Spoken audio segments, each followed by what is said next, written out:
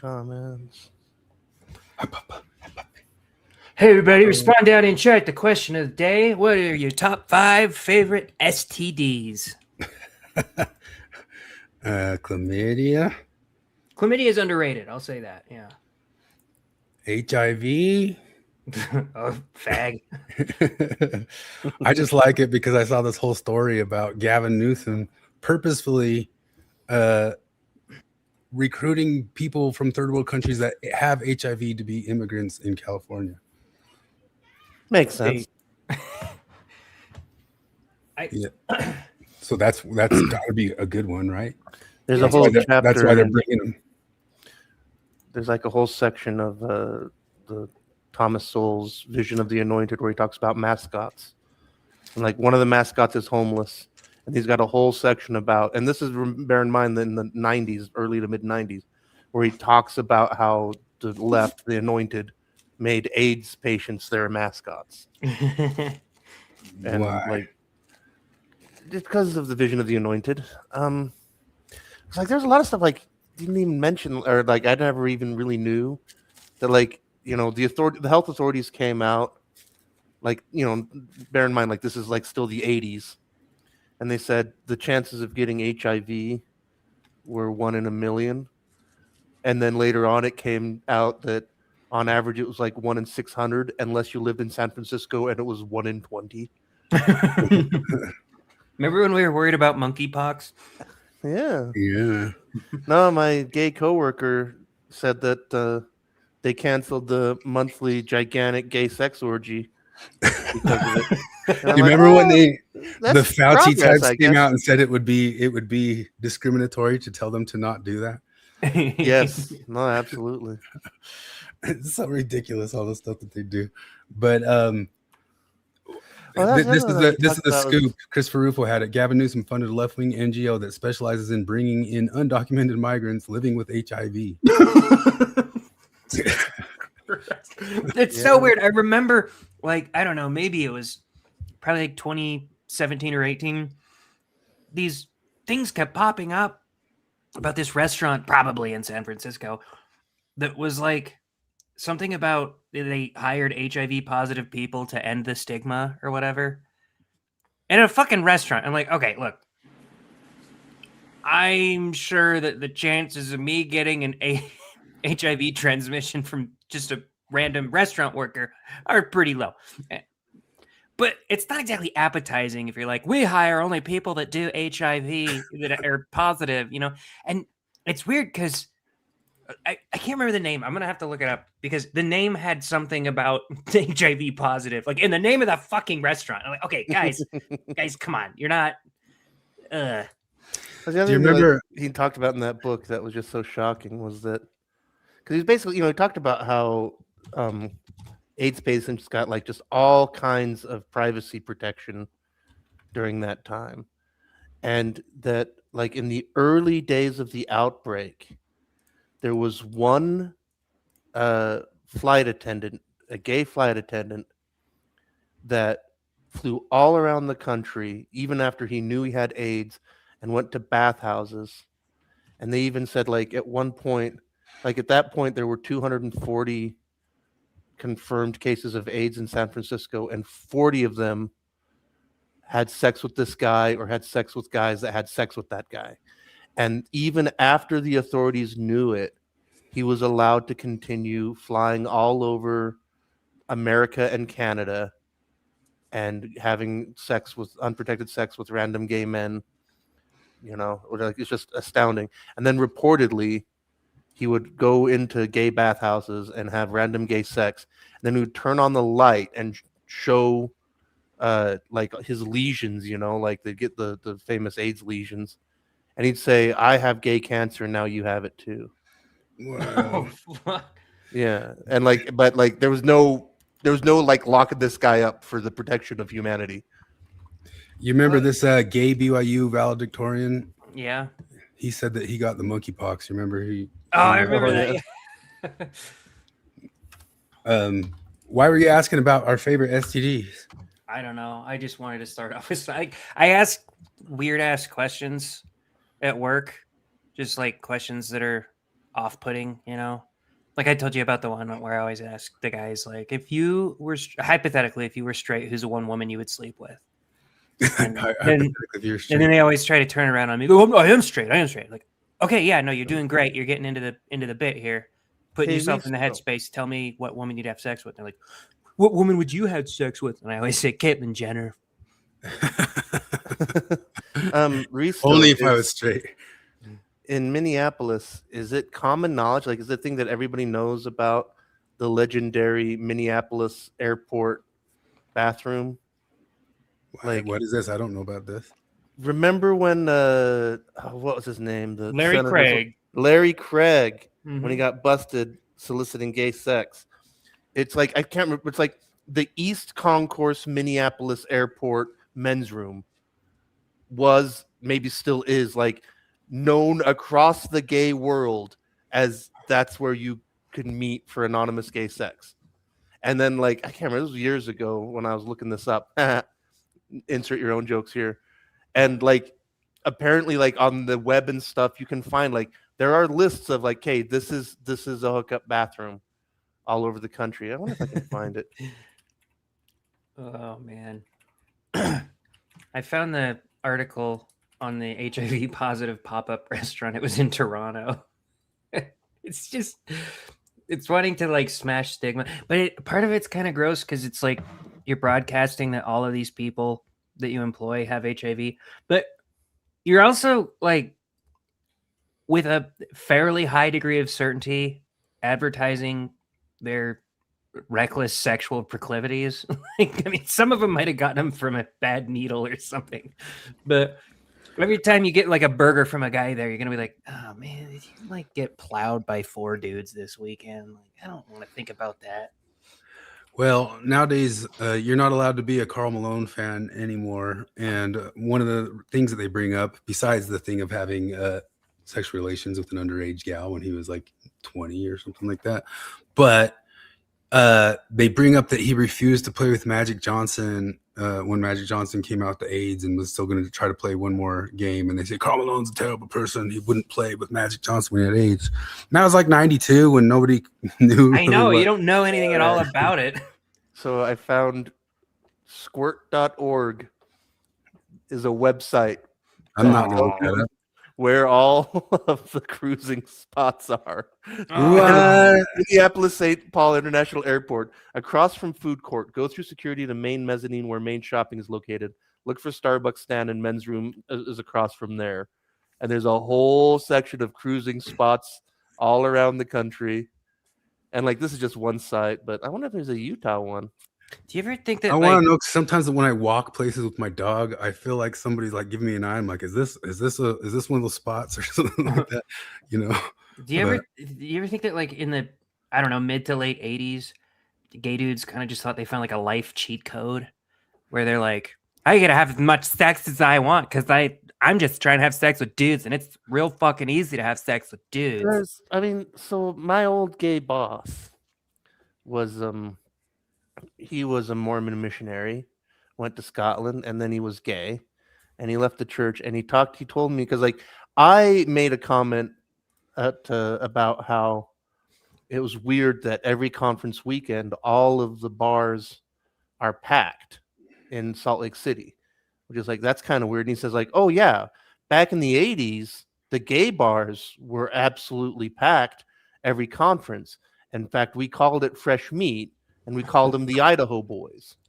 And he said, like, in the gay community, it was like it was like a festival, like it was like a holiday, where like everybody knew, like, hey, go down to the gay bars because the closeted gay Mormons are in town, and you can get fresh meat.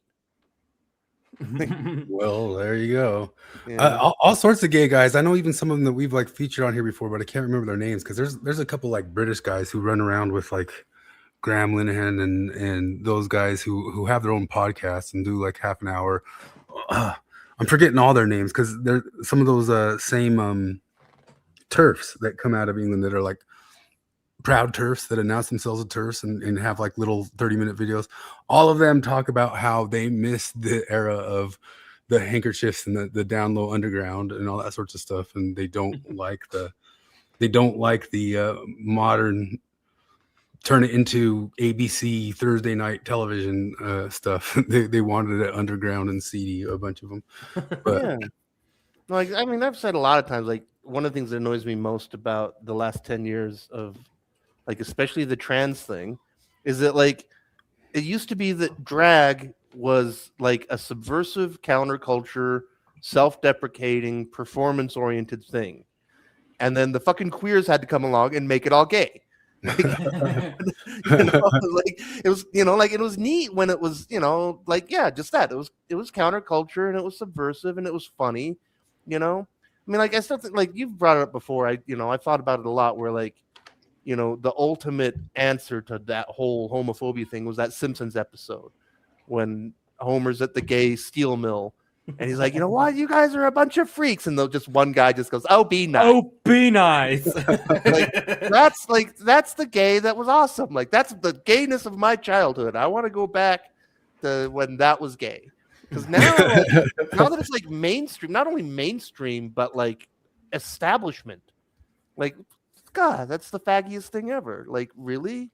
Yeah, go back to just Freddie Mercury clips of him just going, I like bumming dudes. What of it? Yeah, that's good old-fashioned gay. None of this faggotry. Yeah, exactly. Did you guys remember to not rape? Denver police is reminding. Oh, Flip, it's okay. We're in Flip's in recovery. I'm his sponsor. I should have been there for your phone call. Yeah. Buddy, I know you're getting the urge, but remember the Denver police say that actually it's not very good. It's like we're finding out all this stuff about our food that like there's a lot of stuff in our food that's not bad for you. It's relative recent discoveries of microplastics aren't very good for you. It's kind of like we just discovered that rape's not very good. I trust the experts on this one, I will say. Well, I mean, and it's pretty efficacious to remind the people on Twitter to not do it, right? I mean, what percent of rapes do you think went down thanks to this post from the Denver police? Do you think what? No way. Well, they must have salvaged 100,000 rapes at least. If anything, unironically, somebody's like, "Oh, that's right. I was gonna go prowling." He just reminded a rapist. Oh, fuck yeah, I'm Here I was sorting my recycling. Forgot all about rape. I was thinking of that Michael Scott meme where somebody tells him don't rape, and he's like, you know what? Now I'm gonna rape even harder because of you. I've decided this should change to the screen wipe instead of Divas blowing himself up. So we'll remember more often. Every time we change subjects, I'll try to go to the don't rape. Although I don't have it fully set up. I think it's like next time a feminist tells me like, what are you doing to call out men? I could just point to this. It's like, I wonder what would happen. We screen every subject we change. We remind men to not rape. If we retweeted this exact image with the exact text, but on the top was English, and then we had Spanish, and then we had Somali, and then we had Arabic, and then we had Gujarati, and then we had like that. That's how you get them to take that down, is if you actually put it in the languages that repost it in London in Arabic. See what they do. Oh, goodness gracious. Top of the slop. Oh, Flip found some new slop. That's pretty funny. Oh, yeah. I got to get down there. I got to try that place out. Halalapeños. And you said that the fire at the top. That logo literally says halal. It's actually pretty brilliant because that says halal in Arabic. How did they do that with like 76 IQ points max? Well, these are Mexican Muslims. So it's the Mexicans who are working there. Yeah, that's true. Yeah, Mexicans. I mean, because at first I'm like, what the fuck? But then also like, tacos árabes have been a thing forever and ever and ever. And al pastor is like direct descendant of shawarma. That's where that comes from. But okay, if you're a Mexican Muslim, like, do you have to split the stereotypes? Like, do you strap on a suicide vest, or you just walk quintuple file very slowly with your entire family down the Sam's Club aisles on a Saturday? Like, which one of those do you default to? I kind of wonder. Yeah, like, no, you walk in perfect line abreast, but the women are 10 steps behind. Okay, so what's the biblioteca pronunciation of that word right there? Halalapeños? Halalapeños. Halalapeños? Jalapeno. Right? Jalapenos. You just you have to do the first half in Arabic and the last in like a Spanish accent. Jalapenos. In Jalapenos. Spanish, it would be Yeah, jalapenos. jalapenos. Jalapenos. Jalapenos. Jalapenos. Vamos al jalapenos. Vamos a jalapenos. Vamos al jalapenos. Vamos al jalapenos. And then people are running and screaming because they think there's like some bomb going off. Vamos al jalapenos. It's my culture. Wait, he's a Mexican. Jalapenos. Well, all right. Mormon crap. Mormon crap. The Mormon church crap. is getting their revenge on muckraking journalist John DeLynn for being the first you're person talking to ever mention a sex scandal. There you go. Pull that up. This is that this Yeah. is Chicago Sun-Times. Is that behind a RFM linked this, by the paywall? way. Like I screenshotted this off of RFM. I saw page, this. and, I saw. and then that. RFM aped it. And I mean, we like RFM, but come on, guy. Oh, this this is- one here. This is Chris- the most like Christopherson and hacktastic desegregation grows propagandistic while stuff. LDS Church focuses on the that's the Yeah, that's the like you're zeitgeist. linking those things. No, Like- they waited. They waited until they were fine with him like siphoning off their membership slowly, and then all of a sudden they're like, "You, sir, have gone a bridge too far. You've exposed our pedophiles, and we protect pedophiles. No pedophile left behind in the Mormon Church." I'm trying to find the what is it? Ladder Chicago Sun-Times ladder. Is it behind a paywall? The actual thing? I don't know. Everything's behind a wait. Yeah, that's true. Let's see. Here it is. Nope, it's Fight not. for a Nope. scum Oh, thing. My wait. little sister. It's just got 55,000 pop-ups. 15, 20 years ago, my little sister was on the night crime beat at the Chicago Sun-Times. And she talked about how, like, in the nighttime newsroom, they would literally predict shootings by the weather. Where they're like, oh, it's a cold night, it'll be slow. Or like, Wow. oh, it's a hot night, we're going to be busy. And, like, you can And literally sometimes the track. Jews would change the weather so that they'd get more murders. So that was Yeah. their way of doing like the night caller stuff. Only Speaking of one of night them- caller only stuff, one this of is all night Republicans caller winning. stuff. It's like the SPLC. Everybody's creating their own headlines out there, and this is creating their own headline. I mean, what is this worth the payment to the pro bono people for all of the headlines and stuff? Or is it everything you ever wanted? Everything you ever wanted for this sort of attention, especially after like Ward Radio went over it for a while, that Mormon Stories has been falling off pretty hard. Yeah. And this is a boost Also, right back like, up. Where did they get the idea that Mormon Stories is deeply critical of the church when John DeLynn has taken so much time to stress that he's not trying to lead? He's people not to- anti-Mormon. He's not only, anti-Mormon. Not he political. doesn't never once meant for anybody to leave it He once. stays- Not once. That Not DeLynn fella, I'd once. say you can say what you want about that DeLynn fella, but he stays pretty neutral. Very fair. Very fair. Yeah. Let's see here. Church officials say, well, one of the things that's weird about this is I don't like DeLynn didn't drop the Christofferson case. Like he didn't create No. that. I don't Has think he DeLynn did. ever broken a single story ever? I think there's been one or two that he takes credit for, but I don't know, maybe the Brad Wilcox thing, which yeah, that was one. Like somebody was a sent him the giant design fucking nothing burger. Yeah. There's Colts. What's up, Colts? Thanks for welcoming back. I feel rejuvenated. Actually, that was too much gigging. Oh yeah. three shows in a row. You were playing guitar. Did it work? Did you get any puss out of the guitar? It's all from the banjo, man. Oh, you got the play that puss. banjo, and there's all, hey, what's up, boy? Picking right here. And then next thing you know, you're being dragged in the back, and you're being raped, and you're saying, "Hey, didn't you listen to the Denver police?" And I'm a woman. I can't write. I don't use no Twitter. Elon Musk is a fascist. And I'm like, what? Play me some banjo. Let's see here. Church officials. It's a weird world right now. Even the trailer park girls, man, they're I mean, check the numbers. They're all just shooting left anyways. Play me some banjo, you fascist loving Zio. Zile boy. Church officials say they are not trying to influence the content of John Delen's long-running Mormon Stories audio-video podcast, which has been deeply critical of the Utah-based institution. While they insist the lawsuit is about copyright and trademark infringement, Delen suspects otherwise, saying it appears like the intent is to harm us, harm our reputation, and bankrupt us. Worthy goals. I don't know. Do you think this is actually going to cause the wave that everybody thinks it does? I remember Risto was saying he thinks caused the wave. I think this will vanish faster than, I don't know, what's something that vanished faster than Nemo's excommunication. I don't know. Is that still a big story?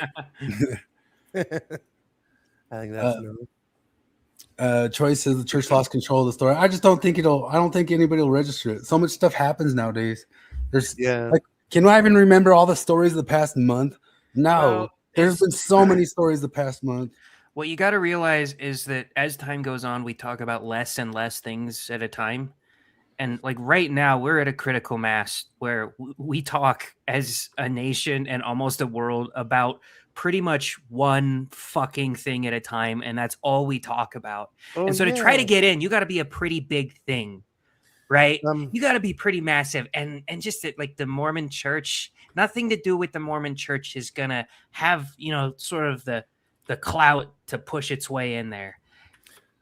Do you guys, in fact, because I'm glad you reminded me that I wanted to talk about. Do you guys see that the final investigative report came out on the New Zealand gay lesbian sea captain that sunk the boat?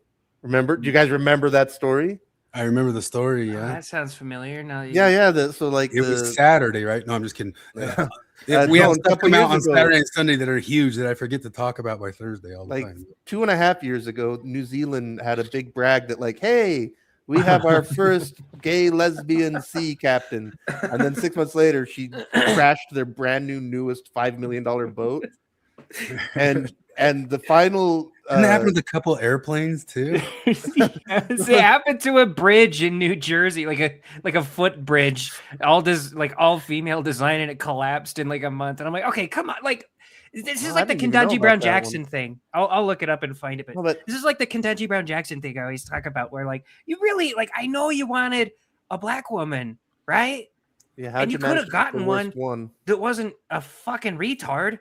Yeah. Like, I know that if you limit your pool based on race, you're probably not going to get the best candidate. But holy fuck, like that is not the best black woman you could have got. There's no way. No, yeah. Well, that's the thing about DEI. It's not about getting the color. It's about getting the ideology. Everybody knows that. But with the New Zealand lesbian boat captain thing, like the report is all very, reporty and, trying to save their asses for doing what they did. But the final report basically said she was incompetent. She literally didn't know how the fucking boat worked. And that's why it's sank. Because, like, I don't know if you guys remember any of the details of what happened, and this all came out even before the report, but the report just, like, laid it all out. But what had happened was somebody left it on cruise control. And so, like, because, it's a modern boat, so it's all, like, computer controlled. And so they had, like, just maintain this heading and speed until we tell you different, right? And so like they were heading into the reef and then they were panicking and like one of the people's like, it's not responding to helm, and then it crashes and they like on the audio you can hear the crunching, and then like something like 20 seconds after they hit the reef, somebody says, do you want me to take it off auto now? And like the whole thing is that if it's on auto, it doesn't respond to any helm controls. But the captain didn't know it. The officer on watch didn't know it. The person driving the boat didn't know it.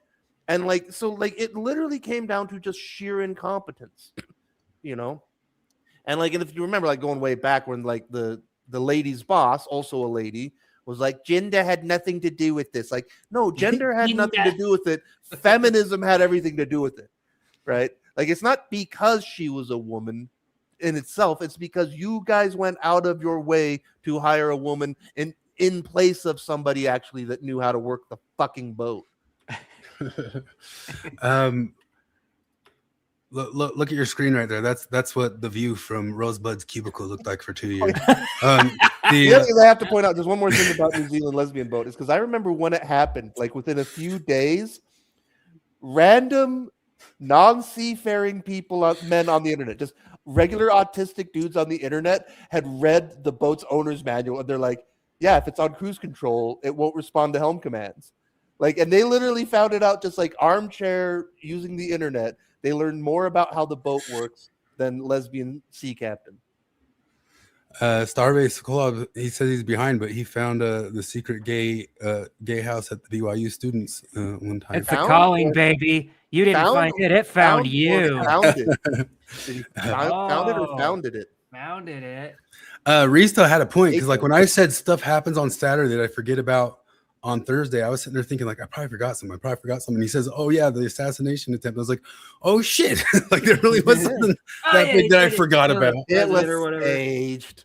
It was all staged. It's Epstein distraction. Everybody knows that. Well, okay, but the staged comments are so stupid for every reason. But the ones that are saying like he's staged so he can have an excuse to build the ballroom. Okay, you gotta be fucking kidding me. I don't care about this ballroom. All right, you guys, congratulations. You got revenge on the Republicans for how stupid it was for them making fun of like raising hell over Obama's tan suit. Like, what a fucking dumb thing to care about. But a ballroom that replaced office buildings in the East Wing that is being entirely funded not by the taxpayers. Well, the thing is, I mean, because first off, for Trump to bring it up is just regular Trumpy tactlessness. Like, come on. But I thought it was like Rahm Emanuel who said you got to use any sort of crisis to immediately. Oh yeah, that's right. Politic. That's true. But it's like that all aside, he's got a point. Like the whole idea is like if they build and design the ballroom attached to the White House, they can design it with security in mind, which is not what the fucking hotel that they held the thing in was built for, you know? So like, and like, you know, and all the people mocking him are acting like, oh, like it's a completely retarded concept. Like, no, it makes sense. It's just like, it's not the time to bring it up, you know? It looks like Trump was attacked by a baked potato there. Hey, when's your anniversary of having left the Mormon church? What date? I don't know. What? Like when I actually sent the letter or something? No, you just lost your faith in the more. Like you decided you don't believe in it. I don't know the day. You don't remember the date? I think it was spring. It was springtime sometime. What the fuck? It might be right around now, April. What was the year? 03 or 04. Like because I'd had some. I'd never been like hardcore. Just today, I saw some sort of view. I have a clip of it because they had that heliocentric guy on Mormon Stories, the dude that they took on the cruise. They made sure to have him on Mormon Stories so they could set him straight about who's what and who's nice in the ex-Mormon world type stuff. And they were talking about like everybody who becomes an ex-Mormon influencer. We were all the most truers of the truth. And I was like, no, I was never hardcore. But the day, you're making fun of like the time when stuff comes out. Well, it's Anthony Miller just yesterday. He knew the exact time? Yeah, he posted, today is the 10-year anniversary that I honor, celebrate, and contemplate. On April 29th, 2016, my life changed in ways that I could never have imagined, foreseen, or desired. On that day, I stumbled across the LDS history gospel topic essays, and then it's a novel. I'm not going to read the whole thing. Wait, because he's Mormon. Anthony Miller? Yeah. He was. X. Oh, is he X? Yeah. Oh, yeah. He has a whole TED talk on. Yeah. Have you never heard him mention his TED talk twice a post? Yeah. I can't get through the first 2 paragraphs of his novels. It's like this. I know. It's this. There's a scene there's this thing in The Office toward the end where Angela is dating a senator, and she doesn't even call him by his name anytime she refers to him. She calls it me and the senator are going out, and Oscar is a petty bitch and always has to say state senator. Like he always has to. So I want to do that every time Anthony posts something like that. My TED talk, I want to be like TEDx. Oh, was it a TEDx? Yeah. I used to date the girl who set up the Utah TEDx stuff. There you go. Sometimes it's said that those who leave the Mormon church were the most devout, often, or the ones that took it most seriously, perhaps. Yeah. I continually feel condescended to by Christians who never took it as seriously as I did. You know, the kind We of, were seriouser. you know, hey, Jared, like, you know, it sounds like you were awfully hard on yourself. Did you ever just like... My serious boner was 10 inches. I'm just like rolling my eyes like, dude, how many hours do I have to spend like wallowing in my room, you know, like crying at, you know, the undeserved grace of God that showers on me like rain, you know, like how deep of an experience do I have to convince you that like, no, it was my everything, man. Ex-Mormons are often saddled with the accusation that they never really believed to begin with. I think that might be a little bit true you know, for me. I've come to terms with that over the years when people say, "Ah, you never really believed." I'll be like, "Maybe, you know, I don't know. I clearly kind of at least believed. I went on a fucking mission, but this is, I don't know. It's kind of true. I was pretty cognizant that I was not fully. I didn't have my Moroni moment and thought, "When's mine coming?" Type deal. But well, it is funny listening to him all just talk about how, well, it's actually the most devout and awesome people, the strongest believers. I'm like, yeah, the biggest, the Mormon zealots, the most scrupulosity. Well, the Mormon zealots leave and become woke zealots. They don't stop being a zealot. They got to be a zealot for another thing. You find out where the finger pointing is good, and you get there.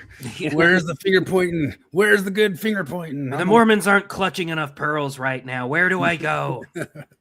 just wanted an excuse to sin. I wanted that. And I was going to say, Nemo, if you think about like the prominent ex-Mormon YouTubers right now, me, you know, RFM, Bill Reel, Alyssa Grenfell, I would say on the spectrum of devotion, we all were higher than average devout. And so there's got to be something about sort of like the more devout you were as a religious person, if you leave, the more likely you are to become an ex-religious YouTuber. Well, yeah. I want to do the Saturday version of this where it's gays that converted to straight.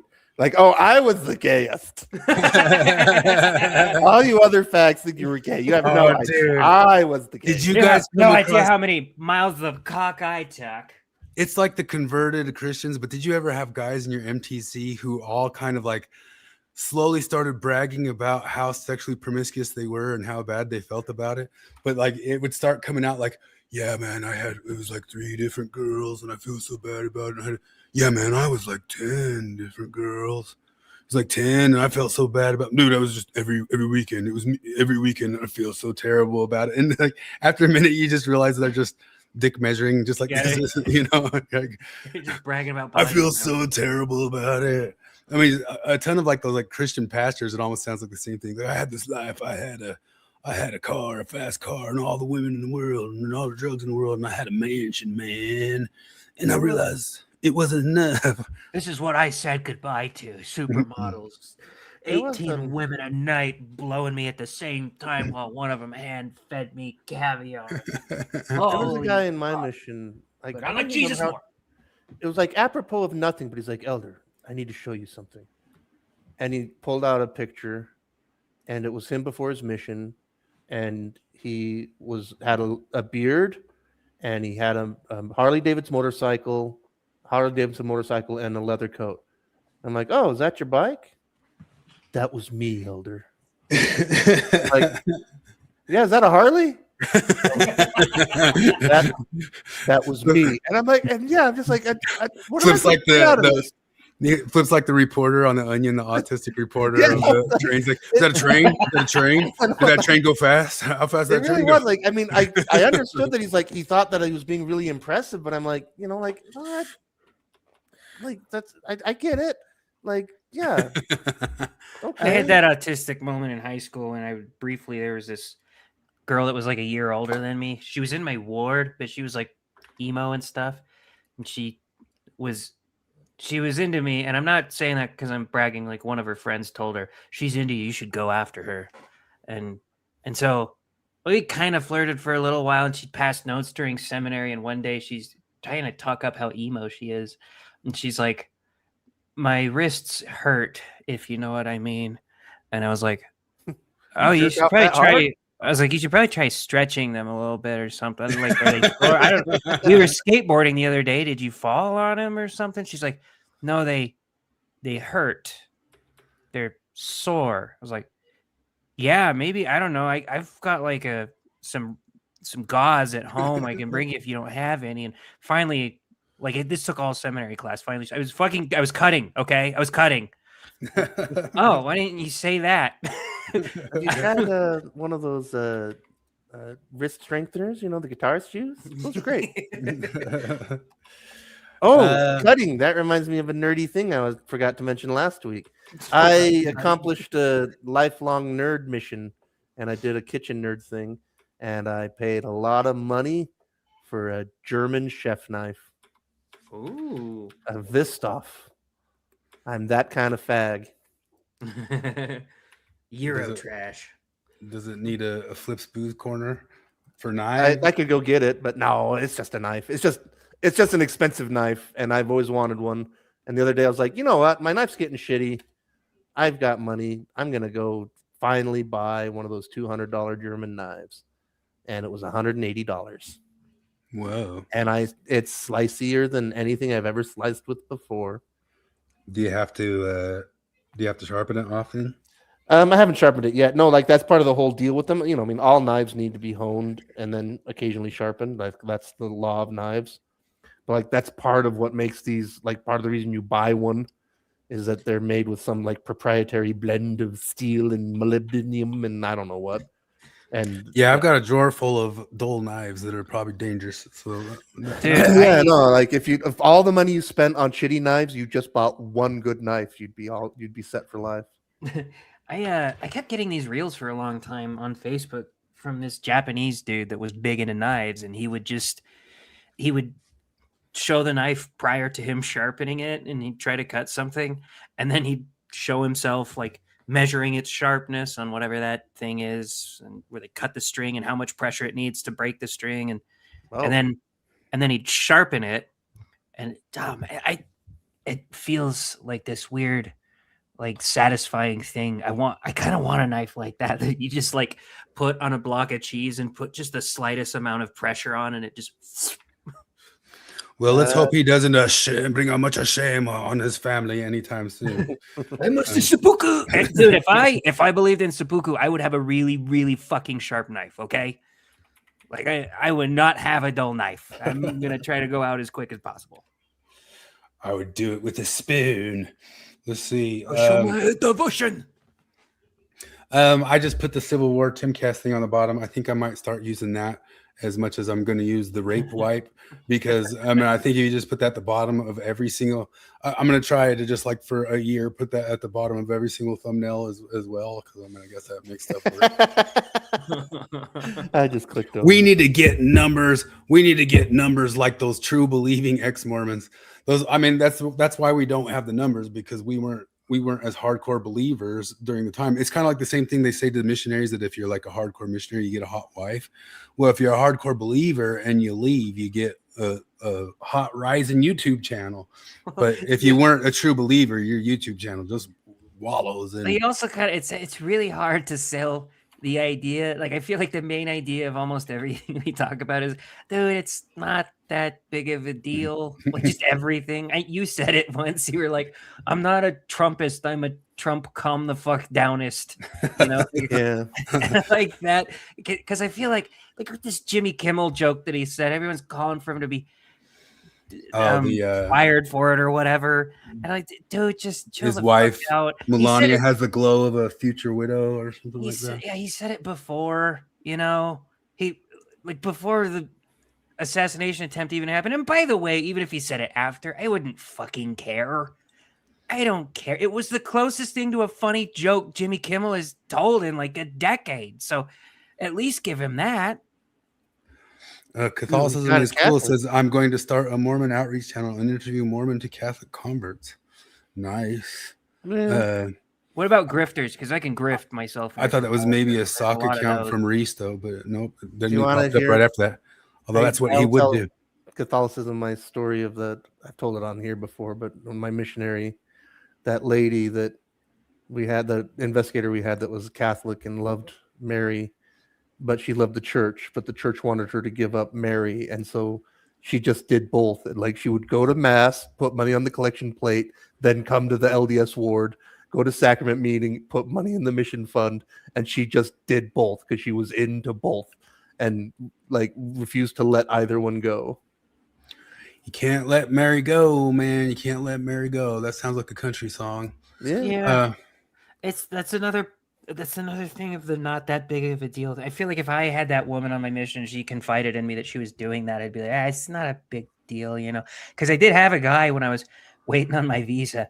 He was this cool dude. He looked like a 5'4" Mr. T. Like, I'm not even kidding. His name was Andre.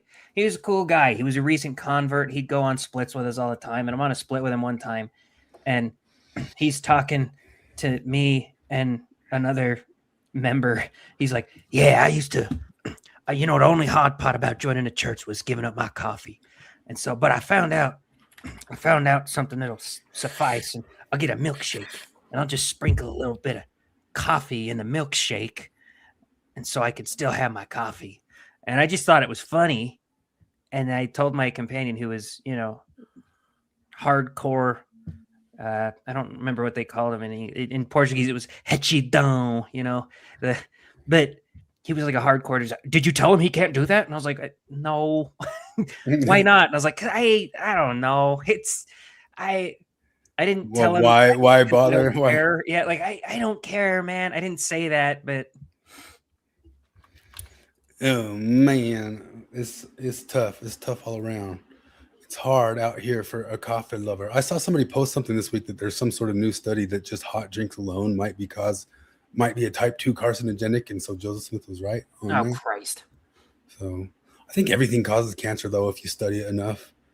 Yeah, like that's the magic of life causes cancer. Yeah, I mean, I remember all the way back. Like this is one of my first exposures to like how the media and science lie. Is that I remember watching daytime TV, and Oprah or somebody was like, "Don't drink Tab soda because aspartame causes cancer." Oh yeah. And then I was driving around with my aunt, and she loved Tab. And I'm like, "Aren't you worried about the cancer?" And she's like, "Let me explain that to you. Scientists gave rats the equivalent of like 500 Tab sodas a day for 6 months." And some of them it was more than that. It was more than that. But yeah, like, and some of them got cancer, and I'm like, oh, like that makes sense. Why, like, because even as a young kid, I'm like, well, wait a second, shouldn't like everybody be dropping dead of cancer? Because there's a lot of Tab around. But yeah, I remember that's where I learned that. Like, I learned that here because I don't know, my immediate reaction, maybe it shouldn't be, to hearing about something that causes cancer is to be like, okay, like I'm just so jaded to it at this point. So I remember I mentioned the whole, my mother-in-law's trying to tell me that diet soda causes cancer or whatever. I'm like, sure, whatever. I don't think aspartame is necessarily good for you, but like it's better to just drink water than Diet Coke. But I mean, regular Coke is just pure sugar, so enough of that's got to cause cancer, right?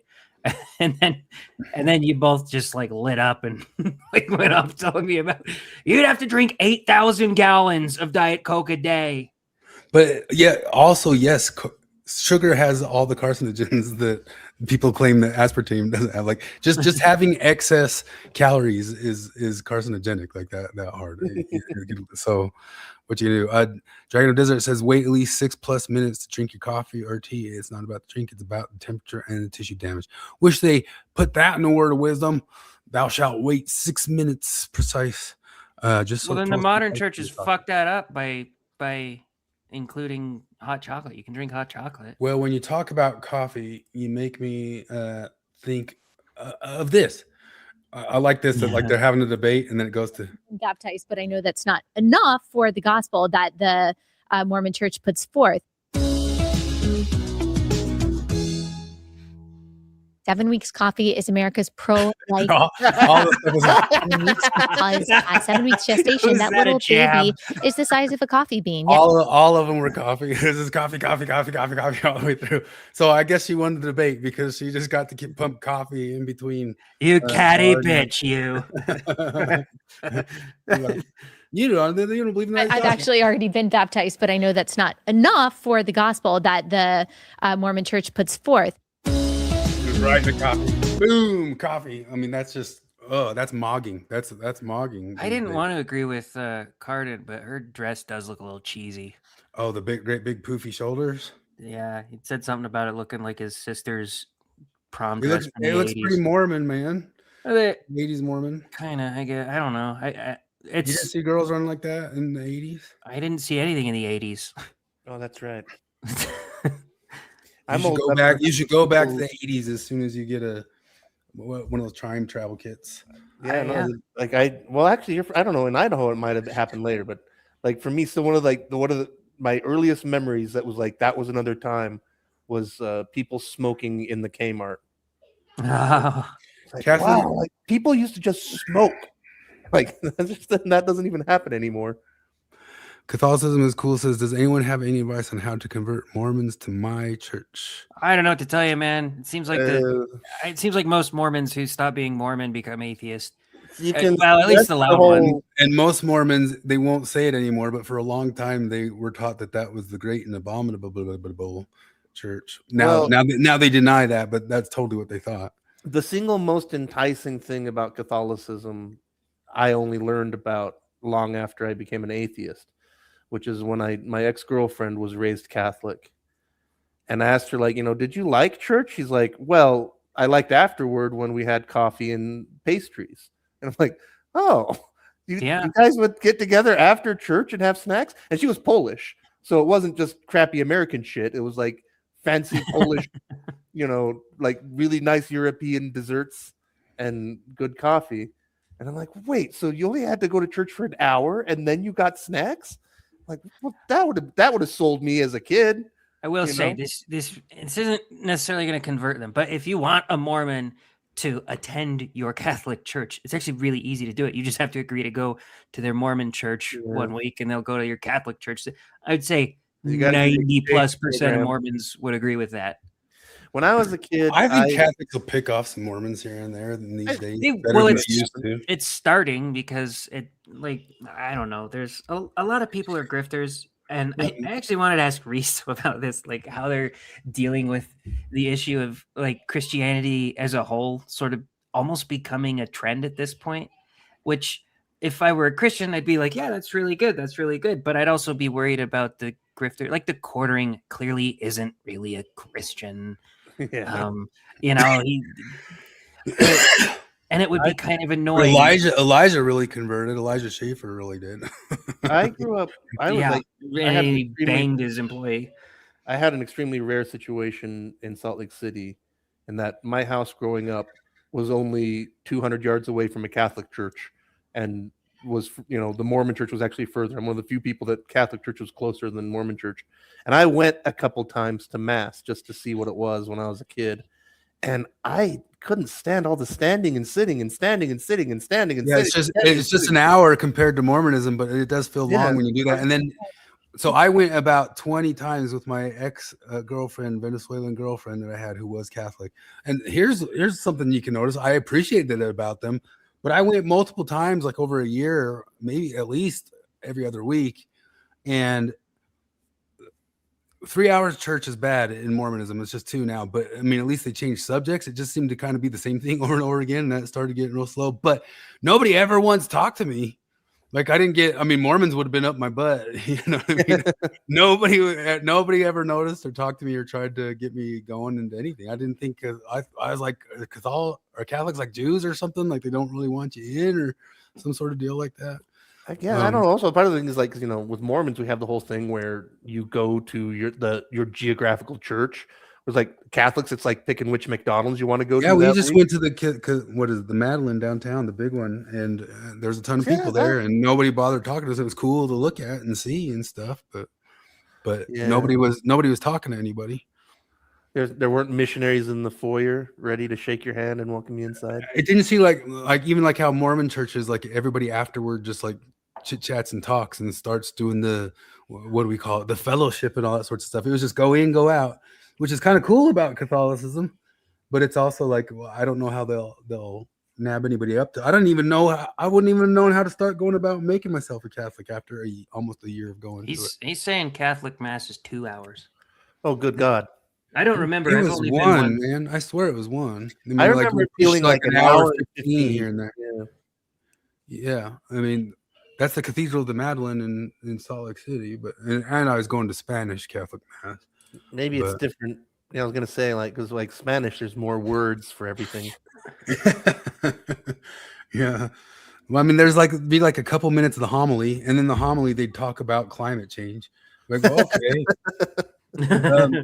That's the way you can get Mormons nowadays, since most of them are trending like a certain way. You can show them that the current Pope was in on a bunch of protests back in the 80s. He was a protester. Climate, hay calor.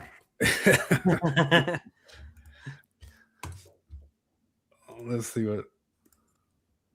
Oh, we don't know anything.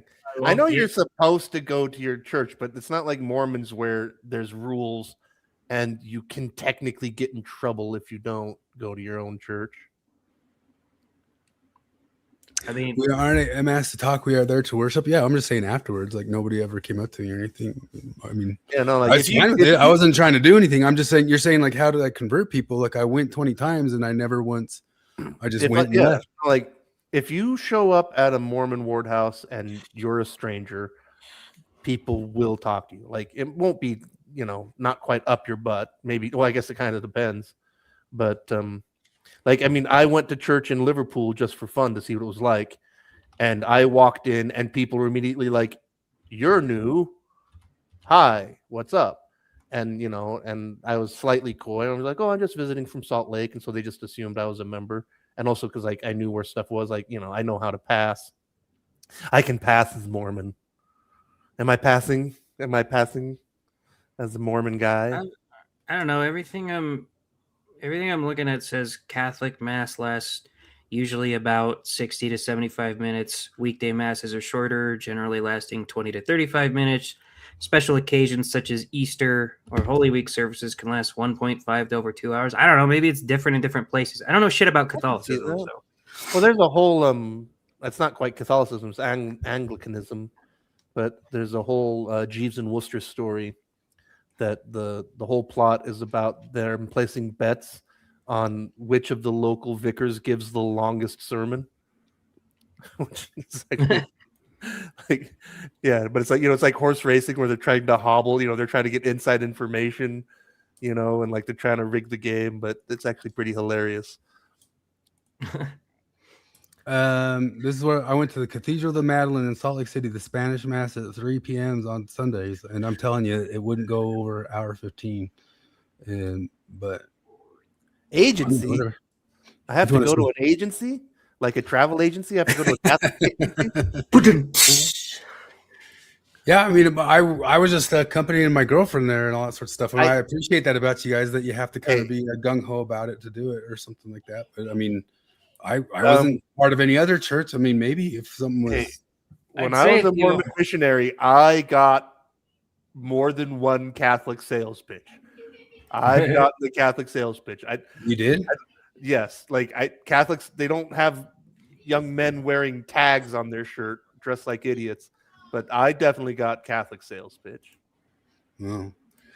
Anyway, back to this debate. If you want, I guess Reese still pointed us out that Allie Beth Stuckey had a debate with Candace Owens' husband on Catholicism and got owned by it, but I haven't watched that yet. So but she's Catholic, right? No, she's a Protestant. Oh. This just large thing is just kind of like the basics. I mean, it was just kind of like a Mormon and a Protestant, just very coyly covering the basics of, do you believe in the Trinity, and do you believe in baptism, and do you believe you have to go through your church, or just believe in Christ, and do you believe in going to hell, type stuff. And that's about it. That's about it. It was pretty dull, but she had dunked on Mormons a whole bunch of different times. So I guess it was really nice of her to actually have a Mormon on to talk with one about what they do. Yeah. America. I love hypocritical America. I really do. See, the liberals suddenly love the Pope. The Pope, who 2 weeks ago was all in the headlines. You know why? Yeah, this big thing about we got to the demons are all around, the devils. That's who the fucking Pope is, okay? The guy who does exorcism, doesn't believe in gay marriage, no women priests. But now, because he's feuding with Trump, MSNBC loves this guy. He got a big speech on the floor from Chuck Schumer. Eric Swalwell sent him a dick pic. I mean, there's some truth to that. Like, so many Mormons, so many LDS people right now are becoming politically, not a ton of them, but there's a huge chunk that are politically going the way of MSNBC and that sort of stuff. And if you start pumping that your Pope is a political activist, that could get some of them. That could be an angle to get some Catholicism in the world now. Can your church be gayer than the gay Mormons want? That's how you get the gay Mormons over. Yeah, you got to get universalism. No, I mean, I guess I don't really know. I don't really know how to convert the Mormons. I know how to make them atheists. I've never tried making one a Catholic. Maybe I should challenge myself. I made a bunch of people Catholic on my mission because we would go to their house and say, "You going to church this week?" Like, "Oh, sí. Yeah, you going to church? Sí, vamos. No, like come to us, like, no, vamos. And they had no idea at any point that we were ever not just the Catholics telling them to come go to mass. And I assume they started going.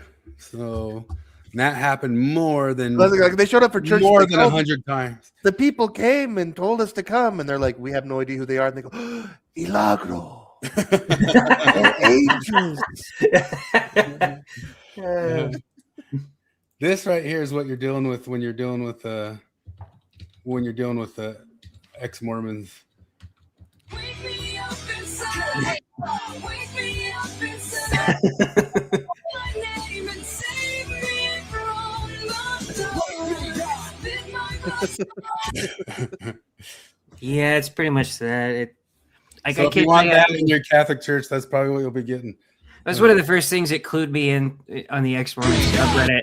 So, like, I don't fit in with these guys. Was just the amount of not selfies, but just pictures with like a beer in one hand and flipping off a Mormon church or temple with the other hand. And I'm like, okay, yeah, we're not the same. Yeah. Check this out. This was on my mission. There was I don't know if it can show us. I heard that like on live streams, if you show a gun at all, it'll take stuff down. But these pyramids were in my mission in Mexico City. I went to them multiple times in Teotihuacan, and there was a shooting at it. Yeah.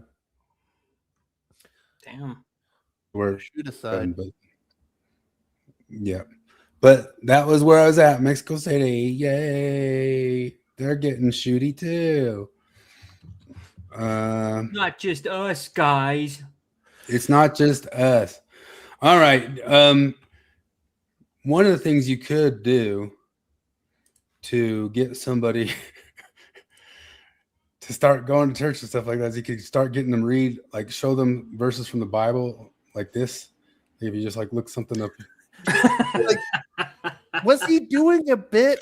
He wasn't doing no, a bit. He was he's fighting like serious allegations. There's no way he was doing a bit. It's like that's like such a Sam Heidi thing of like, oh, let me find the scripture. It went on and on and on. But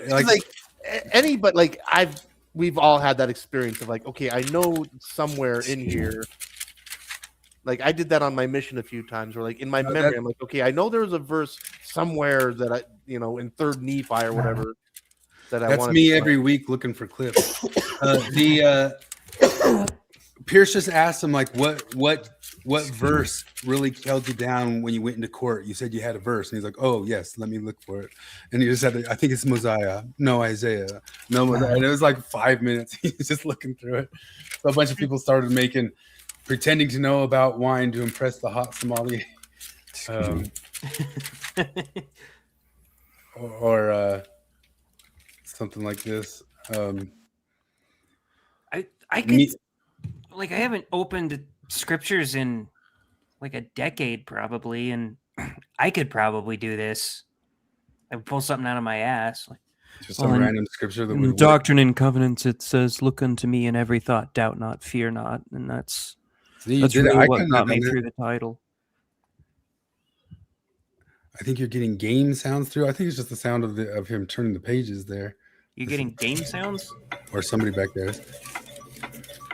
Me flicking through the menu at an Indian restaurant, pretending to be open-minded when I know full well I'm going to order the chicken tikka masala.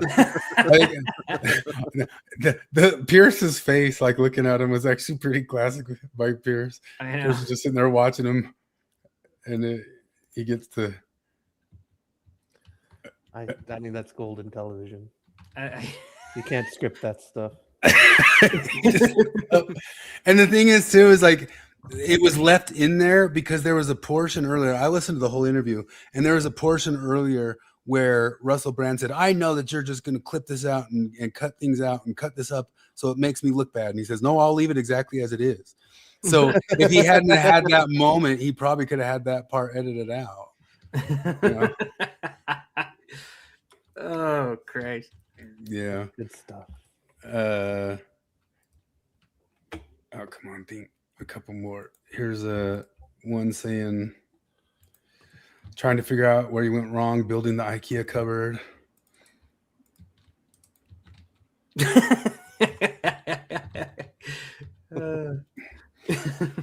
But that brings us all the way around to It's legal in my country. 11 Han Omar trying to find out the other 9 world wars. That is one of those things. It's another thing where I'm like, my first reaction is, come on, guys, it's not a big deal. Because like Matt Walsh had a whole monologue on it today where he's like, this is ridiculous. And I'm like, you should make fun of her for it. It's not that. But also, it is really odd. Like, I can't remember ever seeing World War II like spelled out with the numerical 2. I mean, it shows that she's read nothing on the subject. Like, obviously, she did. No. Risto's right. She did correct herself. Oh no, 2. Sorry, but it is very weird that you would. Last time the Alien Enemies Act was invoked, it was used to detain and deport German, Japanese, Italian immigrants during World War XI. yeah, that cut it off. There's a lot of them that cut it off because, like, right there, she goes, "Oh, 2," and then she kind of laughs at herself. And I think we should all give her shit for that. But I mean, like, not nearly as big of a deal as like. There you go. During World War XI. Oh, 2. Sorry. Read. 11. 2. That's like, if that was all of the evidence that would not be a good case, but there's plenty more evidence that she's dumb. Yeah, that's true. her more concerning gaffe, because that was just a gaffe, but the describing 9/11 as some people did some things. Well, Yeah. It feels like it. That reminded me of Arrested Development when George was like, "I may have committed some light treason." I like this from Seamus. If you think your job is stressful, there's someone working at Snopes who's going to have to find a way to rate this as true. Did you guys see the clip of her? Somebody's asking her a question about like the accounting thing. Did you guys follow that at all? Little bit. Yeah, like she originally declared her assets as between 6 million and 30 million, which is like, really? You don't know between 6 and 30 million? And then it dropped to like 14 to 90,000. But then like there's one of her, like somebody's asking her the question. He's like, oh no, that number isn't like my total worth. It's just like my assets and my debts. And like somebody put it out like, that's literally your worth, is assets minus debts. Like that's literally how you calculate that. That was Charlemagne that asked her that. Oh yeah. Does that guy not have any friends? It was. He asked her that, and he didn't have that follow up. But does that guy not have any friends that when he was like, I want y'all to call me Charlemagne the God now? They were like, dude, I am not fucking calling you that. Like if Was it a if was you're it gonna a be YouTube handle that he I don't just rolled with? Because I remember. mean, I'm just sometimes like Sargon of Akkad is kind of epic if you look at what it is, but it was just a YouTube handle, you know, Yeah. that he just keeps rolling with. But who knows? Ilhan Omar was not actually wrong to say World War 11. There have been 11 world wars. This Okay? guy. Number 1 was the Crusades. Number 2 was the Mongol invasion. Number 3 was the 100 Years' War. Number 4 was the 30 Years' War. Number 5 was the 9 Years' War. Number 6 was the War of Spanish Succession. Number 7 was the War of Austrian Succession. Number 8 was the 7 Years' War. Number 9 was the American Revolutionary War. Number 10 is what you call World War I. And World War 11 is what you call World War II because you don't know deep history. Okay, Ilhan Omar and a lot of us on Reddit know deep history and we have always referred to World War II as World War 11 for this reason, because we understand there have been many world wars and you don't. So to call her stupid is kind of ironic when you're the moron for not knowing your history. So go and read a history book and come back to me and come back to Ilhan Omar and tell her she's wrong. Because actually, you're wrong. You're uneducated and you're a bigot. That dude just barely skates the line of satiring too close to the sun, you know? Yeah, like, no, I had to genuinely wonder, like, because I mean, I've met that guy. No, the actual good person in the world who suddenly explains to you something that's not how anybody ever saw. Yeah, they do the cuddle logic, like, no, this is how it's always been. You know that. Everybody knows that. Just today, Candace Owens like flipped her lid because she literally corrected herself. Yeah, we know. Erica Kirk said Erica Kirk said that Candace said that she killed her husband, and Candace acted like, where is she getting this from? I never once said Erica Kirk killed her husband. Nobody thinks that, you know, just outraged at it type stuff. Everybody thinks that, Candace. Jesus Christ, you fucking twat. God, I hate her. I guess Max Canyon catching up. I mean, I've like I said, everybody, like, if you read, you'll say something stupid because it's just how brains work. Oh yeah, I typed the wrong simile. Like everybody knows that the way you say that, it's World War II. That's literally what it says is II. John DeLune's rebrand just dropped the Great Podcasty. Whoever came up with this, that's a good one. That is a good one. There's Rose riffing on it.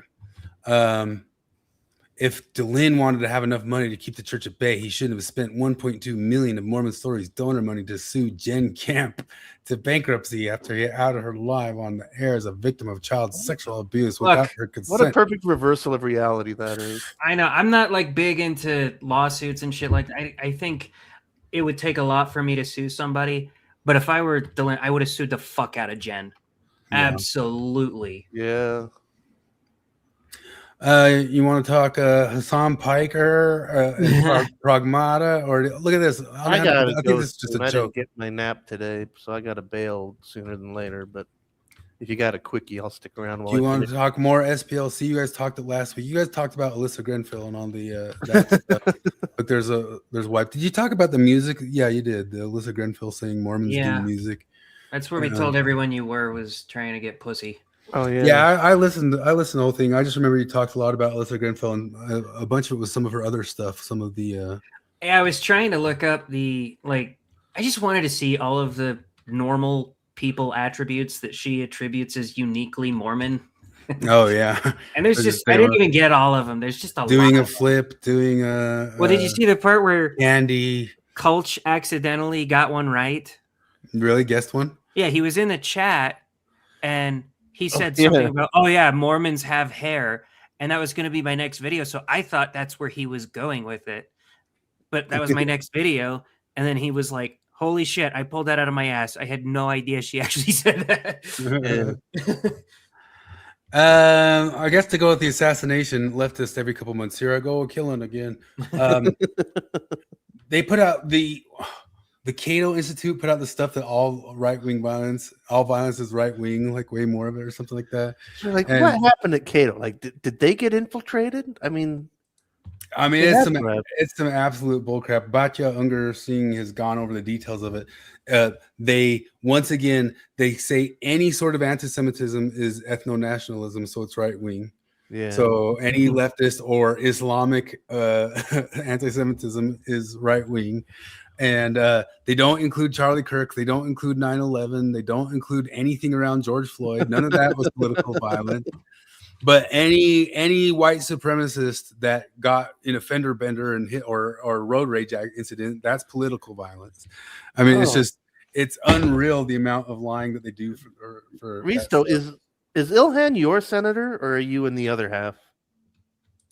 Because I never put that together, but yeah, Risto lives in Ilhania. He lives in New He's a- Somalia. He's a Minnesotarite. So here's a new Nathan for You episode. Southern Poverty Law Center has been struggling to grow. And so today, I'm here in Alabama to propose a unique solution. This is Nathan for You. Is this AI? Times Yes. nationally have been trending down. It's AI. For a If few it weren't years now. AI, Yeah. they Yeah, no, would've- If it weren't AI, Comedy Central would have copyright claimed us already. Oh, yeah, we'd be. I've been flagging this in team meetings. Right. And from a donor facing standpoint, that's not ideal. It's a nightmare. My suggestion for a solution, we need to sow more hate. Okay. I'm listening. By sowing more hatred, just temporarily, we create more fear among the donor pool, thus leading to significantly more donations. It's actually genius. Now, we obviously can't tell donors we're giving their money to hate groups, right? So it's imperative we establish some shell companies. I set up 2 LLCs, Fox Photography and Rare Books Warehouse. I took 1 photograph of a fox. I warehouse 1 rare book. So technically, Let's say I'm Da not Vinci lying. Code by We Brene wire the Brown. donor money through those companies to our informants. This is Gary. Gary is a longtime member of a number of hate groups. He's actually a pretty nice guy. Thanks to a sophisticated network of informants like Gary, we will significantly increase fear all over, thus tripling incoming donations to the nonprofit. I mean, that is like the premise of every Nathan for You. I know that this is Um, whoever like architected this, like, did a pretty good job. But could you do the same thing as a Nathan for You as a quartering the episode of my channels being attacked? Like you get your channel attacked, and then all of a sudden you get like that's where. Dead serious, you guys were talking about the quartering last week, and I remember his meteoric rise came from my channel being attacked stuff. That was around that punch. He got punched in the face because he went to a Magic the Gathering thing. And so the rise, and I think Crowder actually kind of surfed that a whole lot too. Their meteoric rises in that time frame was having where our channel's being attacked, we're being taken down, we're being pressured by this thing, and that's what shot him up. And there is kind of some sort of sense of that. But you could like say the same thing with I mean, even just like the church going after Delenn. I mean, it's just like baked in that's at least for the past 10 years of there should be like some sort of in cahoots Nathan for You way of that's how you make everything grow and hit big in the world. Well, there's some amount of it that's sincere. You do get tired of hearing Steven Crowder say that after like 1,000 times, but there was a certain amount of it that was sincere. Like, yeah, was actually Gordon got punched for going to when he got punched just for going to a gamer con. You know, that wasn't cool. You can't do that. You know what I mean? And it was live on air or something like that. But that's where his channel shot off. But now he's on the other side of it doing the same thing to people or trying to take down other people's channels for coming after him. For the coffee brand coffee. I like stuff like this. Do you remember this? This is this one's real. This is not any sort of AI thing here. It's you say there were signs. This was real. Like this was it was the Lincoln Project organized a group to carry torches to show up at a Young Kid event in Charlotte. Like they really sent these group of Tiki Torch guys. Like I remember that one. Like on the day they looked at it, like come on, like come on. Yeah. They all went out and bought that shirt at the same store at the same time. It's unreal. But I mean, that's SPLC stuff. Like SPLC trying to stop hate crimes. No. Oh my goodness.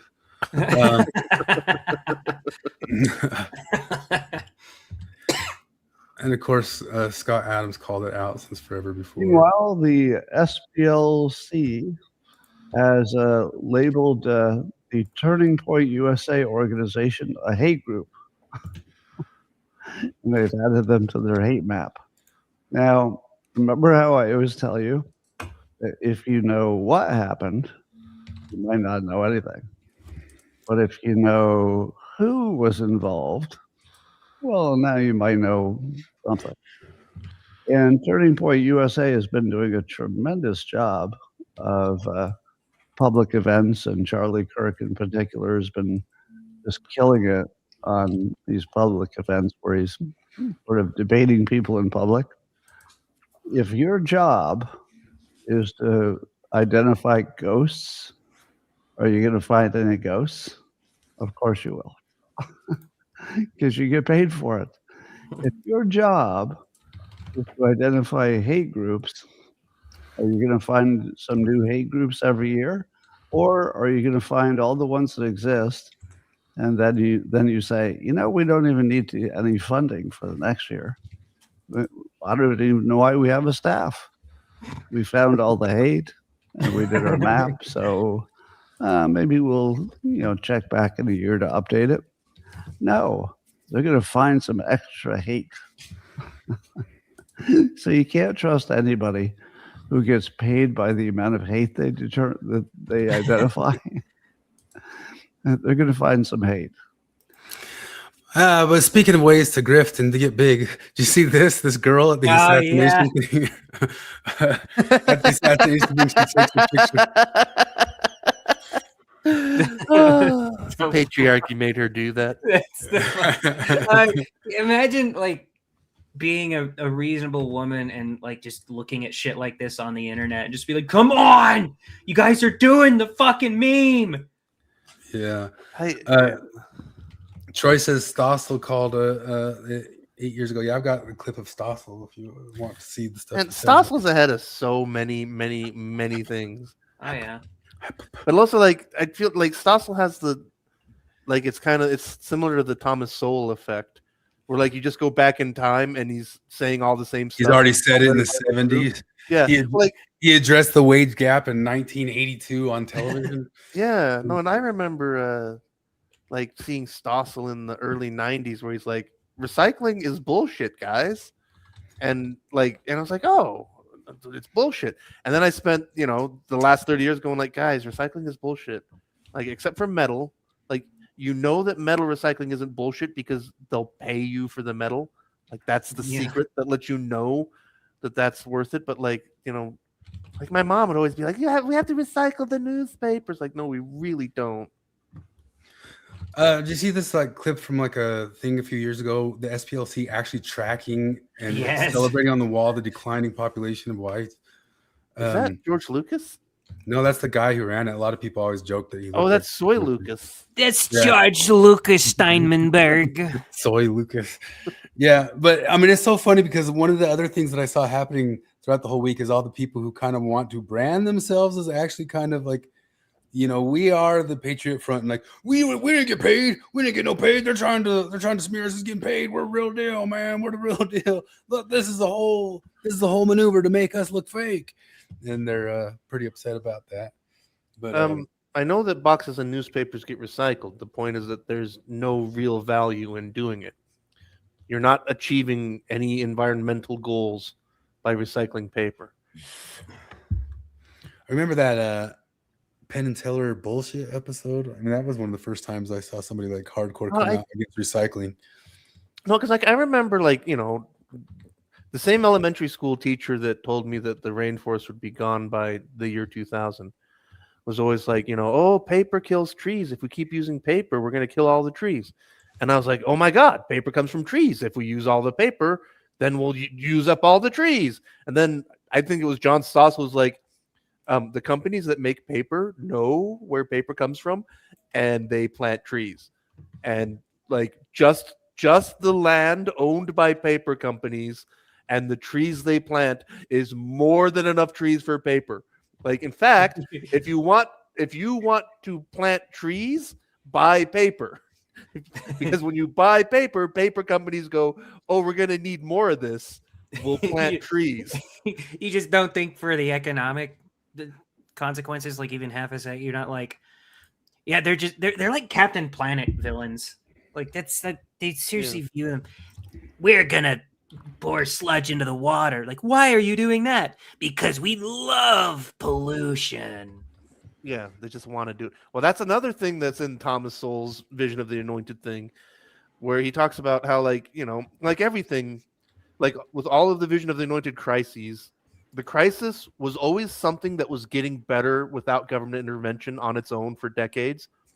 And then they jump in and they re-territorialize. They say, "Oh, that's ours. We got." And then, like, one thing he talks about specifically is like with like EPA type, like pollution regulations, is that like whereas before there was regulation, companies competed with each other to try to make cleaner, more efficient products for purely economic reasons, and because customers like them, like people rather have the clean thing than the dirty thing.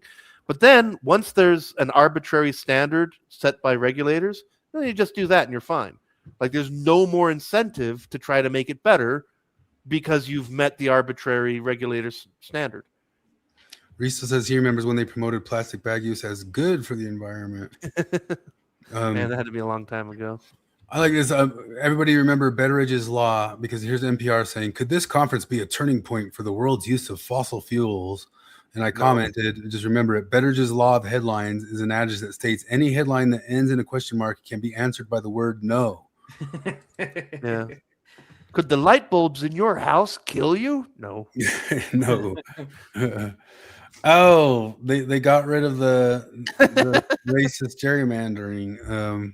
That's going to get all wild for a while. It is going to get all wild because they're already describing it as racist. Like they're trying to ruin black and brown representation in voting. Like one of the most hatchling things going on right now is the entire left.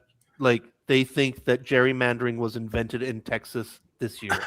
Yeah. Mm-hmm. Like they really, really think that. They have no idea that it is something that has always existed and that both sides abuse to a huge degree. They're all choices. He's going to use Betteridge's Law. Yeah, that's a good one. The thing is, like, I don't know, like, if all the states and everybody just kind of revamps and does it. I mean, I saw Tim Pool saying, "Well, that's where I got the Civil War thing. This is the Civil War." Yeah. And but they're all just going to kind of open up and start gerrymandering. And I think in the end of all things, it'll probably slosh around and just even out everywhere, because I think it's so weird that our country, population-wise, kind of hits around the same numbers, like a 50-50 almost every single election. Like, how does that even happen? Yeah, pretty weird. But if that's true, if everybody just starts going crazy gerrymandering, it'd probably just slosh out to being just about the same again. Yeah. It's like people keep pointing out that like there are no Republicans elected in New England, even though 40% of New Englanders are Republican. And it is kind of funny where it's like the same people who are like, well, if 13% of the population is black, then we should see 13% of black people in literally all jobs. So if you point to New England, they're like, "What's the problem? I don't see a problem there. That's fine. The people is spoken. Don't you even like democracy?" I like this. They delayed this. What's her name? Jessica Chastain's. Savant. Yeah, I hear they it's delayed it again. out. They delayed it again. They said they keep having to delay it every time. They keep having to delay their show on right-wing fascism, getting caught online because of left-wing violence. Keeps happening. What are we gonna call? We gotta coin a term, like a phrase for this law. This law right now of what predicts the next anti-fascist terrorism against right-wing people. Every time they announce whenever this out, show is going going to come out. Like every right-wing podcaster should watch out when the show has gotten announced again. We're going to be like 20 years down the line and finally they're just going to be, fuck it. Okay, we can't do it. What was that UK show about the incel kid attacking a girl? And that Yeah, adolescent. And the actual true story of that was a Muslim kid that had done it. That is also true in this case. The real lady in this scenario had tracked online Islamic violence, and they switched it to I didn't know it was white supposed to be. supremacist violence. I didn't even know it was supposed to be about a real lady. Which is no, it's based off of a real lady, and the real lady was actually finding Islamic violence. And I mean, just it's the same thing as like Bacha Singh finding that stuff about like the fake hate crime stuff from the Cato Institute. It's like you guys just started calling Islamic violence right wing, and that's how you fudge numbers. Savant's lie. There you go, Charlie. Yeah, it was right there. I should have thought of that. Microaggressions. Steve Stewart Williams. There was a detailed thing saying that there's no evidence for. There's a lot of feelings around microaggressions, but there's no evidence of people's subjective report of having experienced microaggressions. The variable correlated with those subjective reports, such as stress and depression. There's been no attempt, however, to determine whether perceived microaggressions actually stem from prejudiced attitudes. Did you watch the trailer for that Becky movie that I sent you? Yeah, I did. Dude, I hadn't even heard of it. You get Kevin James playing a Nazi. Yeah, what the heck was that? And a girl who's obviously. I mean, I actually kind of watched it and I was like, "Is this Home Alone?" Except with a girl and Nazis. Yeah, that's what they even pitched it as that. They're like, it's like violent Home Alone. Well, doesn't sound good. Wait, had Home Alone? Yeah. Even though our civil rights laws of 1964 were all under the intent of having things colorblind, we've had things in the law ever since then saying that we shouldn't do things based around race, but we've had multiple districts all over. They say it's like 30 or 40 districts just based off of race ever since then. And all the Supreme Court noticed was that we said this isn't how we do things, and we've been doing it this way. Well, and no, that's like, what overturned it. Well, this is another one where it's just so obnoxious because, like, simple, just looking at reality now, and like, what do they say? Like 40%, something like 40% of Congress is black, even though there's only 13% blacks in America, and like, there's not a single district that elected a black person that isn't majority white. So, like, just the whole idea that the only way that blacks will be elected in Congress is if we rig it in their favor is just broken already. Like, no, white people vote for black people all the fucking time. It's not an issue. I've been waiting for the lefty dude at work to bring this up to me because he wants so desperately for me to be a lefty. And I know as soon as he brings this up, like, what do you think about that? And I was like, I think it's good that they struck it down because it was illiberal. Because I love using that word with him because I can see the wheels it is all turning. illiberal. No, it is illiberal, but I can see the wheels turning and him being like, because he always asks me, how is that illiberal? And then he leaves off the last part. He leaves off the last part, which is what I know he wants to say. How is that illiberal? It's the Democrats doing it. This is another thing. There's so many of them that's like, okay, we've known it's been in law since forever. We're not supposed to do race-based things like that, but we just do them all over the place, everywhere for a long time until somebody finally challenges them, and they'll just do more until those things get challenged. But like, Colin Wright has this thing: leftist, race is a social construct, and race essentialism is bad. Also, leftist, these Native American kids have mental health issues. Maybe banging high drums in a circle will heal them. And you're just like, what for an equity agenda? Drum circles, smudging rituals, powwows, and radical inclusivity, drum-assisted recovery therapy for Native Americans. Like, like make it make sense. And JD Hout again was talking about. Here's a recent paper citing my work that exemplifies how social constructivism is destroying mental health research. Just look at the mess. Leftists and mental health simply cannot accept categories that imply abnormality or disorder in any way. Diagnostic norms, like no matter what, they have to just dodge and the Foucauldian thing, dodge around it. That anything could be normal or disordered, and on top of that, they're just always, I don't know. Once again, it just makes me think of like South Park 20 years ago, the episode where they did the whole plot was a reversal of Native Americans and white people when the Native Americans want to build a road through South Park to make it easier to access the casino. and Stan goes to the wise man, which is a meth head in a trailer, and he goes on a spirit journey by huffing gas out of a paper bag. It's like that's how the white people do it. And then the white people cure for SARS is Campbell's soup and Sprite. But like they hit the nail on the head. It's like because like if we're gonna pretend like these things are essential, that's how that would work, right? I mean, it's also kind of the same stuff of who's the guy? I keep forgetting it, but I keep bringing up the guy who's into the indigenous studies of Mormonism and all that stuff, and everything Joseph Smith thought about Native American whatever is wrong, but everything the Native Americans thought about it has value and virtue as a Native American way of knowing something type stuff. You know what I mean? Like we're gonna use hard medical science and enlightenment whatever against the Mormons, but then the Native Americans pop up and like, ooh, their ways of knowing are different ways of knowing. Let's. That reminds me of something. I keep wishing that like the highest concentration of immigrants to America were Korean, because, and Troy can correct me if I'm wrong on this, but I've been told by a couple Koreans that like part of Korean culture is fan death. I might have mentioned it on here before. What is that? It's kind of like our sudden infant death syndrome, but it's when somebody dies and they don't know why the person died and they're like alone in their room. They attribute it to having a fan left on in the room because it fucks with the oxygen or something like that. I don't know. My buddy was telling me his wife is Korean and they've, gone there several times because she's actually from there. She's not like, anyway. He said they'll actually use it in news articles.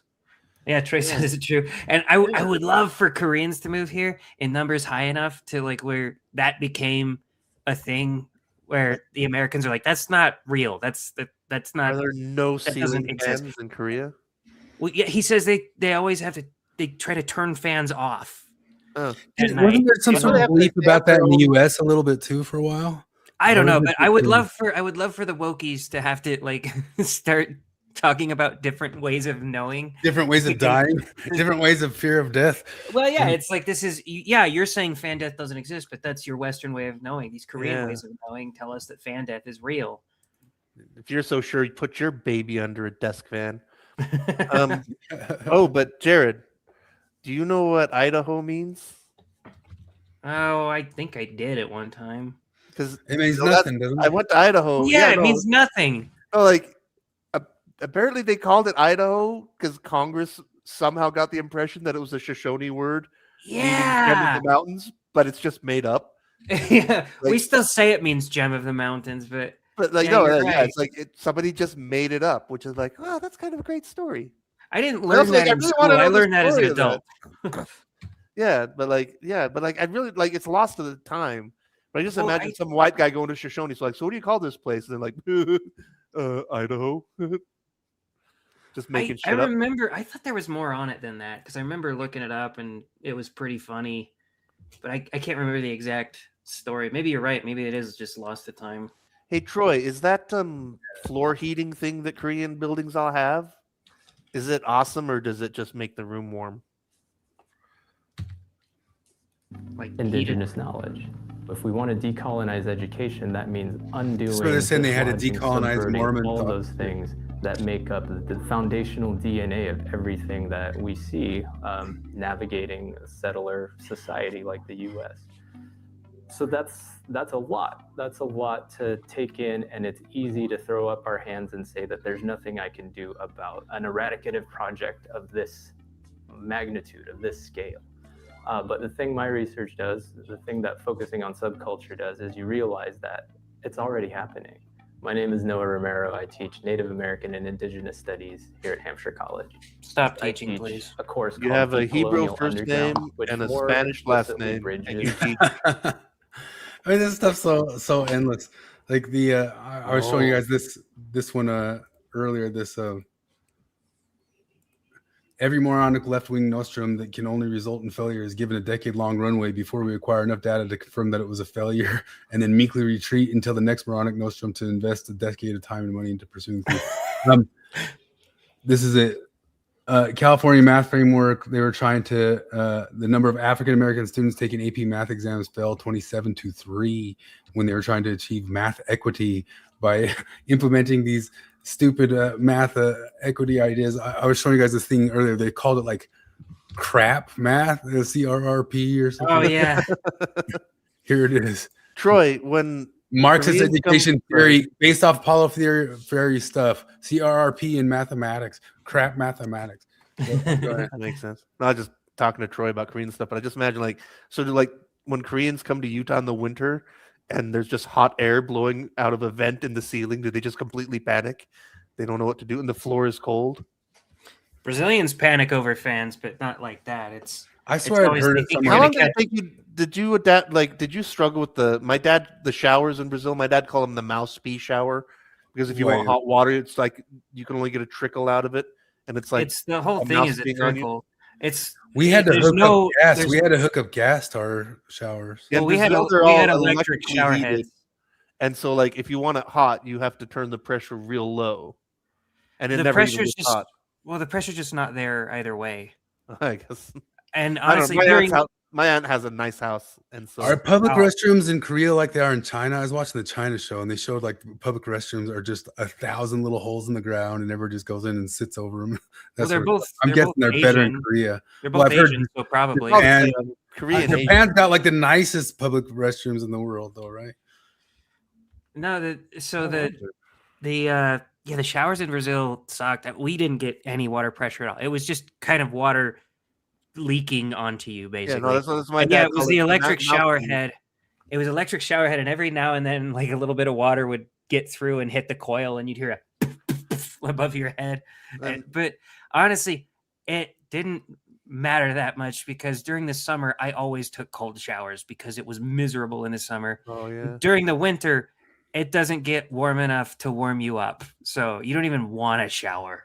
My dad had a scar on his elbow because he had a shower that wasn't properly grounded, and he reached up to adjust it, and it shocked him so bad that he passed out. Oh my god! It arced through his hand, and he had a scar on his elbow where it arced out of the other. Jeez. Look at how this was phrased in the Virginia. Virginia yeah. vote. I love it when they do this. I was gonna bring this up Should last the week. We Constitution actually of Virginia be amended to allow the General Assembly to temporarily adopt new congressional districts to restore fairness in the upcoming elections while ensuring Virginia stands a regime? What do you guys think? Should we be fair or unfair? Yeah, It's so ridiculous. Are you voting for good or are you voting for bad? Did you guys see Question, this? should I eat all of the cake for myself and leave none for you? Did you guys see this? Men are more tolerant of their political rivals than women are of their same side. Oh yeah, That's so shocking. it's things I didn't need a study for. Another thing you didn't need to study for? Yeah. Yeah, I guess so. That's true. I'm bouncing all over the place just trying to catch stuff to get Flip to comment on before he's got to go. But the women in human resources. Do you want to okay? You want to see a terrible TikTok trend? These girls are counting or not counting gang violence. Great. They're using the sound of Charlie Kirk's murder to show glow ups into their prom dresses. That's fucked up. Jesus. Yeah. Normal world there. Why is Captain Morgan so good? I mean, it's not. Do we have to get a? I guess he's asking me about rum, but I've got severe rum snobbiness that, if it's not Jamaican pot still, it's just bad tasting vodka nearly all of the time. In fact, I took a gamble on a local rum because it was only $20 and it was an aged rum, and even though I know there's no purpose to rum made in Utah, for $20 it's fine. It's not bad, but it's Jamaican pot still rum. For me, that if it's not that, there's really not a lot of point to it.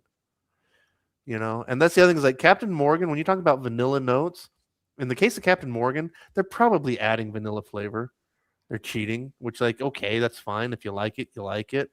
Like, but for me, the magic, one of the things that's magical about Jamaican pot still is that disgusting process they have that's nightmare fuel, but results in delicious, crazy rums. Do you remember me talking about the nightmare of Jamaican rum? They put a ball of snot Oh in yeah. the wash, and like that, like creates a like literally butyric acid. It smells like vomit, but it combines with ethanol in the vapor column and creates fruit flavors. Like if you ever had good rum that tastes like banana and like it tastes like artificial, it tastes like juicy fruit. Like you get those same smells and flavors as you get like out of juicy fruit and like artificially flavored candy, and it's because they found a magical way to create those same compounds using the ball of snot in the still. That must be what they do with I think I mentioned it before. I've only really got 2 rums that I'll get if I ever get rum. There's I do like Captain Morgan Private Stock, and then there's Bamboo, and that one has that Well, that's banana taste. Panamanian rum, right? I don't know where it comes from. I never. I think looked, it is but- like so. I haven't tried that one. If it has that fruitiness, I might be interested in trying it. So yeah, it really tastes. It's got the banana taste, and it to me, from what I can remember, I haven't had it in years, but it tasted not like syrup because I really fucking hate that strong syrupy taste. I don't get flavored liquors ever. Yeah. So like the thing with rum is that I don't like sweet at all in like alcohol. bourbon, scotch, whiskeys, like most of that stuff. There's a lot of rules about it. Rum, there are no rules. Like it, maybe in some places they have like, I mean, it's mostly traditions, but I don't know that anywhere that actually has like hard and fast rules about production. And so you can color it, you can put flavor in it, you can mix it, you can do all kinds of things and just call it rum, which you're not allowed to do with bourbon, for example. But That's what the thing I wonder Charles. about Boo. Well, Charles said that in his comment. He's talking about the Foursquare Rum Distillery in Barbados. Says they have a strict law about what they consider rum, similar to bourbon. So that's things like, but that's them doing it. Whereas, like in America, there's federal law that defines what a straight bourbon is. That's to me, that's so stupid. But I kind of like the alcohol culture a little bit. That's things like it's a form of consumer protection. It's some of the, like the Reinheitsgebot in Germany is widely considered to be the first food quality law because brewers were getting away with all kinds of crazy shit, and so the government stepped in and they're like, no. If you're gonna call it beer, you have to follow rules. But yeah, I'm wondering about Boom Boo because I'm pretty sure it's Panamanian, and because like generally speaking, rums from Anglophone countries tend to be like the Jamaican stuff, where they tend to be rich in weird flavors. Rums from Spanish-speaking countries tend to be pretty cleaner, lighter, whereas rums from French-speaking countries tend to be grassy because they're made more like cachaça. They're made from cane juice and not from molasses. But you're in Idaho, so you should be able to get good rum there. Bamboo is from Barbados. Oh, is it? Oh, it is Barbadan? Why did I Yeah. say it was Panamanian? I don't know. Wow. So if it's Barbadan, then that makes sense that it would have those crazy, because they probably put the ball of snot in it. Like that's so gross. But I mean, Charles is saying that the island of Barbados has laws about what. oh, do they? Well, consider that rum. makes sense. But yeah, like it's nowhere near as regulated though as like whiskey is, with international agreements and stuff. Grass rum, agricole, Risto, the rums spelled with an H, RHUM, are rums from like Martinique and other French-speaking places. They're made from pure cane juice instead of molasses, and so they tend to have like more like kind of grassier, botanically flavors. There are some really good rums, but you I don't know. I have no idea what the booze situation is in southwest Minnesota, but yeah, I kind of wonder. Like, I don't know. I'd like to go shopping for liquor where you live, Jared, to see what's good around there. But like Utah pisses me off. There's no fucking good rum in this state, and Utahns don't know what good rum is. Well, your guys' liquor stores actually kind of confused me because, the one that you worked at had more high end stuff, right? But yeah, like I any worked at liquor store I go Best to, I Western talk about how I always get bottom shelf vodka, But seriously, like our bottom shelf vodka is your guys' like mid shelf. Where I worked was the fancy store. We had no bottom shelf, or our bottom shelf was every other store's middle shelf. That's part of the reason why I liked working there. But no, Yeah. like just in general, like Utah doesn't know what good rum is. Does Utah have any selection at all? Better than you imagine. There's there are some upsides to control states. There's a lot of downsides, but there are a few upsides. One is that you know what the inventory is basically everywhere because they're all run by the same company, as it were. But no, like it's part of it is just you know, it's a regional thing. Like, you know, for example, just random thing. Beaujolais Nouveau, I should say, you know, which is like started out as, you know, a very regional French thing, is huge in northern Wales because, like, in the 80s, there was a rugby player that played at a French team in the Beaujolais region of France and fell in love with Beaujolais Nouveau. And when he retired, he brought it back to his community in North Wales and it spread. And so, like, there's just this little pocket of freakish Beaujolais Nouveau lovers in North Wales, you know? And you get these, like, weird little things. Well, that's the other thing. Like, my friends was confused because they went to a German restaurant in Layton and they had a liquor menu and they had caipirinhas, you know? And I'm like, and they're like, I don't understand this. I'm like, my best guess is that German Brazilians went back to Germany and introduced the locals to caipirinhas, and it became a thing, you know? Like, that's how that stuff works. Anyway, All that's right. enough booze corner. Hey, before Flip goes, you should show my meme that I made. I just sent it to that Quaku group. I was very proud of it. Oh, You made this one? Yeah. Ben Shapiro, bioengineering Ben Shapiro so that he is no longer the most Brian Shapiro, so he's no longer the most obnoxious Shapiro. Did you watch the debate between him and Rachel Wilson? Yeah. Yeah. Cooper's is the Australian beer. You used to be able to get Cooper's in Utah, and you can't anymore, and I don't know why. But Cooper's was fun because it was it's one of the few mass-produced beers that is bottle conditioned. So instead of having carbonation forced into it like soda, they leave a little bit of live yeast, and after they bottle it and seal it, there's still a little bit of live yeast in there that farts out their little carbon dioxide and naturally carbonates it. And so it's got that fine yeasty carbonation like champagne. And then also, if you like it, you pour the little yeasty dregs into the cup, and it gives it kind of a little bready flavor. I miss Cooper's. I'm trying to think of the last time. It's been probably 10 or 15 years since I've had one, but I still remember it. It's a good beer. All these charts have been coming out here of talking about who's actually been going extreme, and I think we've known this. I mean, it all stems back like the whole Maven thing.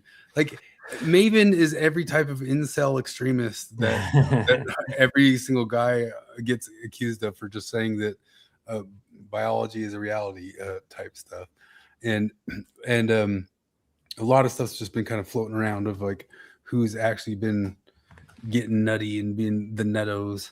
But I don't know if Flip's got to get going. I really should. I thought, I don't know. Lately things have been nutty at work, and like I hadn't gone to Idaho ever before a couple weeks ago, and then I went again yesterday. I got home at almost 8 o'clock yesterday because they gave me another Idaho run, which is nice. It's a really nice drive, and I don't know. There's just something weirdly charming about southern Idaho.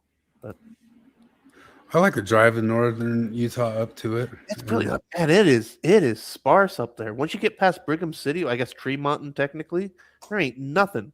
Like the one stop is Snowville, and they have a population of like 126, and that's the only thing until you get to the Burley department of Idaho, which is where the McDonald's guy was. A guy became a billionaire selling potatoes to McDonald's that lived in Burley, Idaho. It's kind of weird to think about, like, because it's such a nowhere place. And you'd think, like, oh, some old guy is like, oh, I grew potatoes. But then because of the magic of capitalism, he made a deal with McDonald's for potatoes, and it literally made him a billionaire. So weird. Jeez. Alrighty, I'll bail before things get too much suckier, as in sucked in ear. Remember my mom who did all the work, 18-year-old me getting my Eagle Scout. Accurate. Alrighty, we'll see We you guys. talked about that one quite a bit. Alrighty, have a good one. You made it almost to 2 hours. 2 hours is pretty. When I listen to you guys go for 2 hours, I was like, that's a pretty good time on the podcast. But it was kind of weird doing the. It was kind of fun doing the Chris thing. I was worried I didn't have enough, so I was like, well, it's just gonna be me and Flip, so he's gonna want to duck out for work, so I won't have to go as long. But it's actually good. easier to find. You guys did good. You should do it. You should do more if you want to do more. I underestimated how much because I was like, well, I gotta factor in that me and Flip are gonna bullshit about everything that I bring up. I definitely underestimated how much we would bullshit. So. Well, I can't even guess what the subject's going to be part of the time, so I just load things up, and I always have way more than we need. But yeah, I didn't expect it would be going off on what was it, gay STDs for the first 15 minutes. So I guess I could have jotted that in possibly, but we didn't. There's Radio Free Mormon popping in. How was my event last week? It was good. My band played 3 nights in a row. We were at the Hog Wallow in Salt Lake, and then in Moab 2 nights in a row, and all the shows hit off well. And I attracted all the women with my banjo. My banjo brings all the girls to the yard. You want to talk about Hassan Piker microlooting and Pragmata, or did you see the microlooting? You didn't see the microlooting stuff? I don't know. All I saw was him.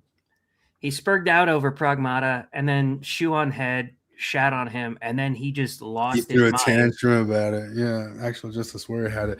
No, the New York Times had him on, and their whole discussion was, is microlooting okay?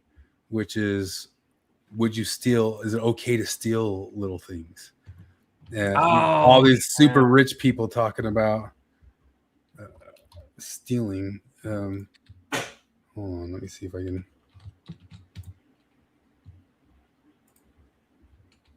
No, steal. I mean, it was so ridiculous. Like, I don't know why they would. This is it right here. New term, microlooting. I started going into the grocery store. I would pick up the thing that I wanted, and then I would go. It's a survival technique. Gotta eat to live, gotta steal to eat. You're paying for that, right? No, babe. Food is a human right. People are taking small things from big corporations, and they're feeling justified. Like, look, everyone's shoplifting from Whole Foods when you're shopping there. You're not gonna steal from a deli like that. But Whole Foods, fuck. You get like rich, like every single one of these kids are here. I know. Well, I just can't get away from the irony that you're TikToking about this on a fucking smartphone. Yeah. You can afford food. Plus, you're in America.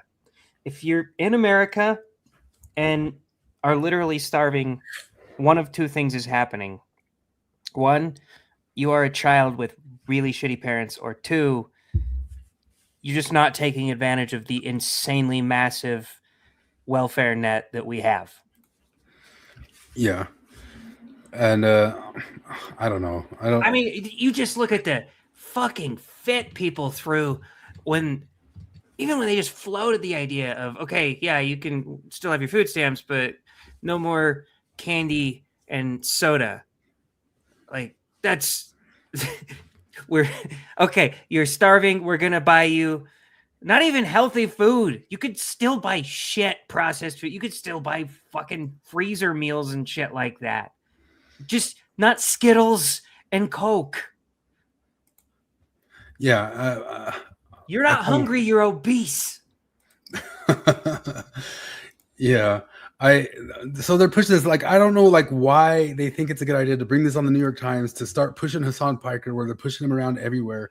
The guy's just an absolute idiot. His take on that Pragmata thing was, why would anybody be interested in the thing that you're never going to have in your life? If you're an incel who's never going to get married and have a kid, you shouldn't be interested in something that plays a video game about having a kid. That doesn't make any sense. Like, All right, Okay. we need to retire the lives in his mom's basement insult. But it's all like his same point would be like, well, if you're never gonna have sex, why would you be interested in porn? Because you're never gonna have sex. So you shouldn't like. It's just like it's such a stupid line of thinking. It was just, as Shuan had put it, it was complete brain rot, or however she said. But how unself-aware is he? Just the fucking bougie stuff that he wears. Oh, he all the sits in like time. $600 clothes, like just absolute champagne socialism. And I don't know why the left thinks that he's going to be the new Joe Rogan of the left, and they're just pushing him everywhere. They're pushing him all. They haven't shown up at Yale. They haven't shown up at Oxford, and he's an absolute idiot.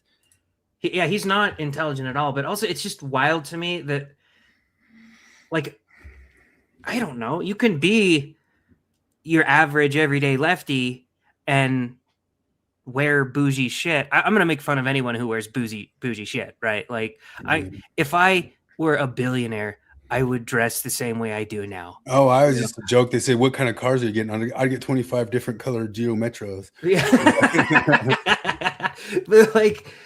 but he's not just your average run of the mill lefty. He's a fucking communist, like a self-avowed communist, and he's wearing designer clothing all the time. He's wearing glasses that cost more than my fucking car. Yeah, they're like $2,000, $3,000 glasses, and they don't look any better than the dumb glasses you get over the convenience store or something. I'm a function over form type person, you know. Yeah, listen to this. Ever tip 35%. Mike's, come on. No, I wouldn't do that. And if I saw somebody doing that, I'd probably pay for their meal. Yeah. Would you steal a book from the library? Never. No. Would you steal from the Louvre? Yes. I would not be logistically capable of executing such a fact, but would I cheer on every news story of people that I see doing it? Absolutely. Absolutely. Yeah, I think it's cool. We gotta get back to cool crimes like that. Like, bank robberies, right? Stealing priceless artifacts, things of that nature. I feel like that's way cooler than the 7,000th new cryptocurrency scheme that people are engaging in. Mm-hmm.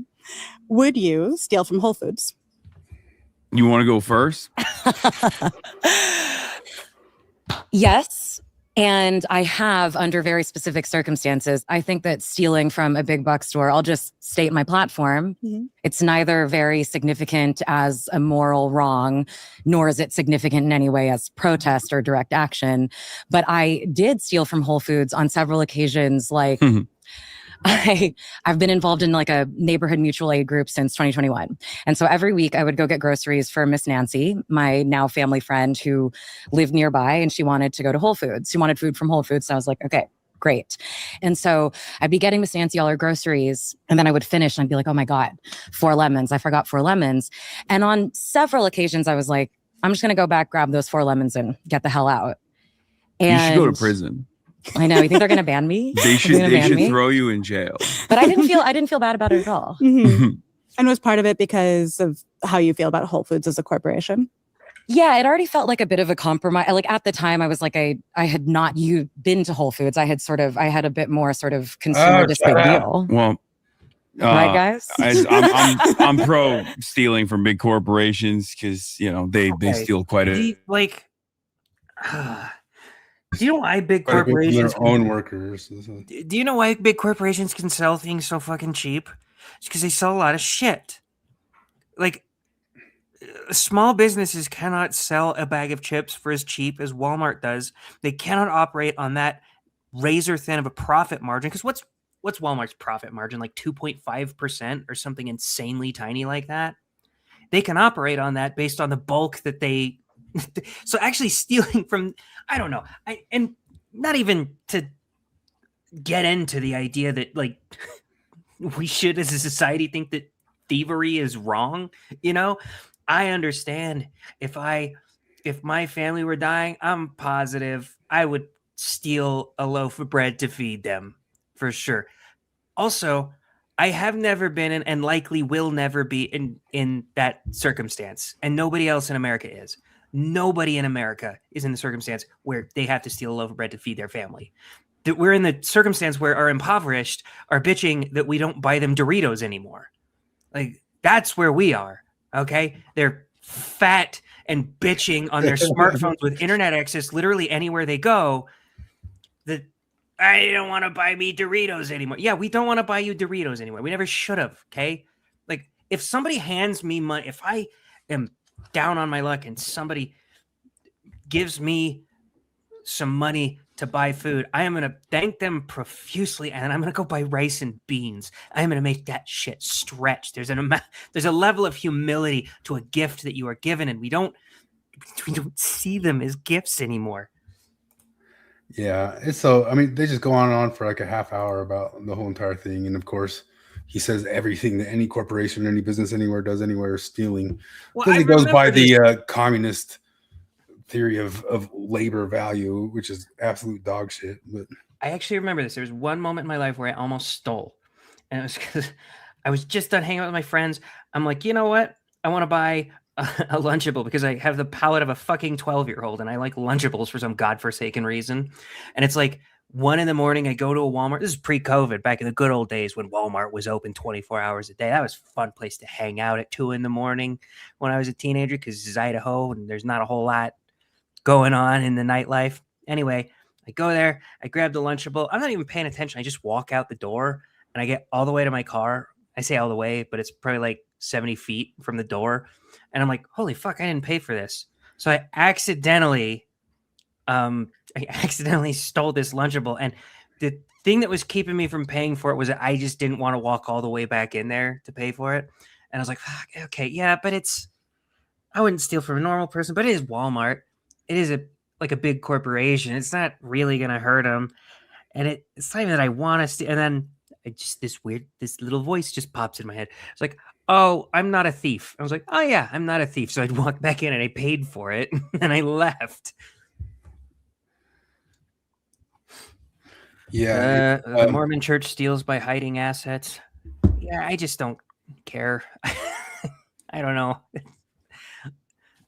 I don't like stealing, that just wasn't paying like the full taxes or something like that. Oh yeah, you hide your assets from the government. That's a fucking. I don't care that the Mormon church is wealthy. I wish they would stop demanding that people pay tithing before paying for rent. But also, if you're destitute, they will take care of you. You know.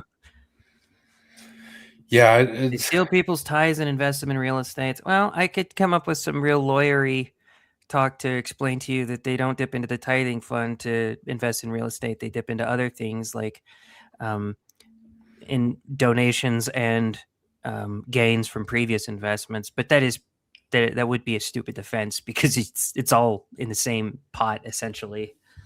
So yeah, I get it. Not want a church to be businessy and stuff like that. I just don't care that much. What are they stealing though? I mean, I guess there was that lawsuit that people said that they thought that their tithing funds were misused, that they should have gone to humanitarian efforts. But I don't know, did they ever say they were supposed to all just be humanitarian efforts? Well, okay. The way they got around that, if I can remember it, is that the church puts tithing directly into one pot and like gains from investments and other donations and shit like that into another pot. And they're like, for our investments, we only take out of this pot. We don't take out of the tithing pot, which is at some point you're like, okay, yeah, but like you don't need the tithing pot anymore. You got this big pot. So stop asking us for tithing. But I don't know.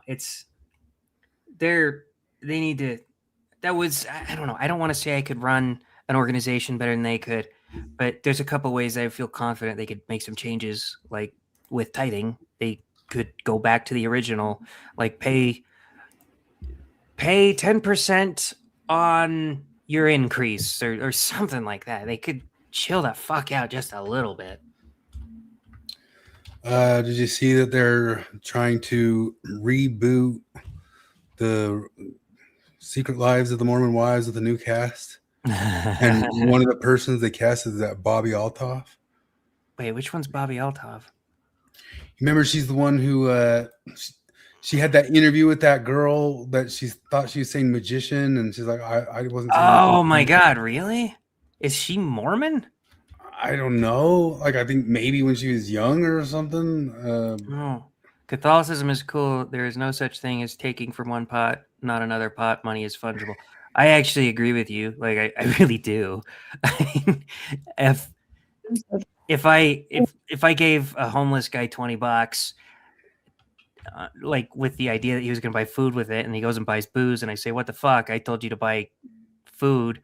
He'd say, "Oh yeah, this is your $20 that you gave me. I used another $20 I had to buy, so I'm still going to buy food with your $20. It's the same pot. I get it for sure, but I'm saying that's the lawyerly speak that the corporate arm of the church would use to get around it."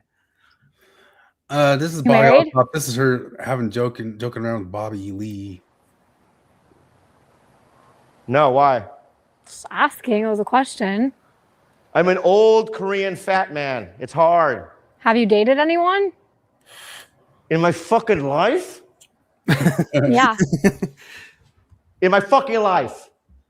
Yes, I've dated girls in my life. Okay, you said you're an old Korean fat man. I was just wondering if you've ever dated anyone. Yeah, I wasn't always an old Korean fat man.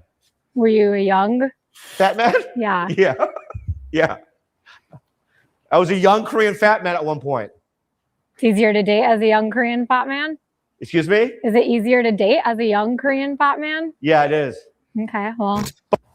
Are you married? I looked it up. She had some weird crash out, I remember. So she's probably trying to. I didn't know that about you. Oh, she got married and then she had a kid, and then at some point she had like she filmed something of her in bed with Drake. Oh, I know there was some drama with And she Drake. ended up getting divorced with it because people thought something happened to Drake or something. I don't know if it was even true or not. What do you know? That you're a musician. But that's why I'm interviewing you today, so I can get to know you. So I'm a musician. Mm-hmm. What the fuck that mean? Make magic or something? What is musician? I think you're confusing that. Yeah, I'm not no musician. I make music. I make music. And that's not all I do. I make music, I act. I'm a TV star too, a young model. Just really quick, I think you're confusing. I'm not confusing nothing because you don't know. You thought that all I was a magician or whatever the fuck you said. See, that's what I think you think I said. I said musician, not magician. I don't think, baby. I don't think. What is that? That's ghetto. I don't think. I know. So you think. I didn't say magician, Suki. I said musician. And I think you are a musician. No, baby. I do music. So you just really quick, for the record, could you say you don't think you're a musician? I'm not none of that. But then after that, you just said I do music. Yeah, I do music. So in other words, you're a musician. No, I'm not. I don't. Yeah, that was the real big viral one. But Yeah, her dry interview style is actually pretty good. I just know she had a nutty sort of like a crash out where people don't watch her shit anymore. So I guess maybe it's because she got married, had a kid, and had divorced, and they were. I mean, people are pretty trad out there. If people just want to, I mean, they kind of like blame it. It's almost like doing OnlyFans, but not even actually OnlyFans. They just say like, oh, if you just go and become that thing. Well, so I looked it up. It says, no, Bobby Althoff is not Mormon and has never been part of the church. While she has joined the cast of the Hulu reality show Secret Lives, premiering in 2026, she is not a practicing member of the faith. She's described herself as very Christian and has opened up about her Christian upbringing, but she's not affiliated with the LDS church. What the fuck? Why would she be on it then? It says the new Secret Lives of Mormon Wives Orange County cast includes several non-Mormon influencers. The show explores the intersection of their lives with that culture rather than focusing solely on active members. It never focused on active members. All right, Mitchell actually had a good thing up there. What did he say? Best description about the girls: their lives are neither secret nor Mormon, nor are they wives. Yeah. Okay. I guess they'll do that. I mean, I guess the other show never really mattered anyway. I mean, they had to quickly transition off of it because they can't recast what's her butt, or how long do they have to wait? I don't know. It's just that they somehow made it less Mormon than it already was, which is pretty funny. Paul Toscano had a big long thing ripping on Data Dan McClellan. Did you read Oh, this whole yeah, thing? I did not read the whole thing. You want me to read it? If you want to, we want to go through all that. I don't We care. can go for it. If we want to. I don't know Paul Toscano, so I don't have. He was one of the September 6. Yeah, I know that. I haven't really listened to him, so I don't know if he's got an impersonation I could do. So I'm just gonna Dogma, Data, and Dan McClellan. I've listened to many YouTube videos of Dan McClellan for over a year now. He seems to have dedicated his life to upsetting evangelicals, Pentecostals, and other biblical literalists. Yes, he has. Well, that just means that the data upsets them. He already had like a 40-minute response to Jacob and Allie Beth Stuckey, and said they both got everything wrong. I bet. These engagements usually begin with Dan showing a literalist clip and then throwing down his verbal gauntlet. Okay, let's see it. What follows is Dan beating up on his chosen rival as if in a cage match.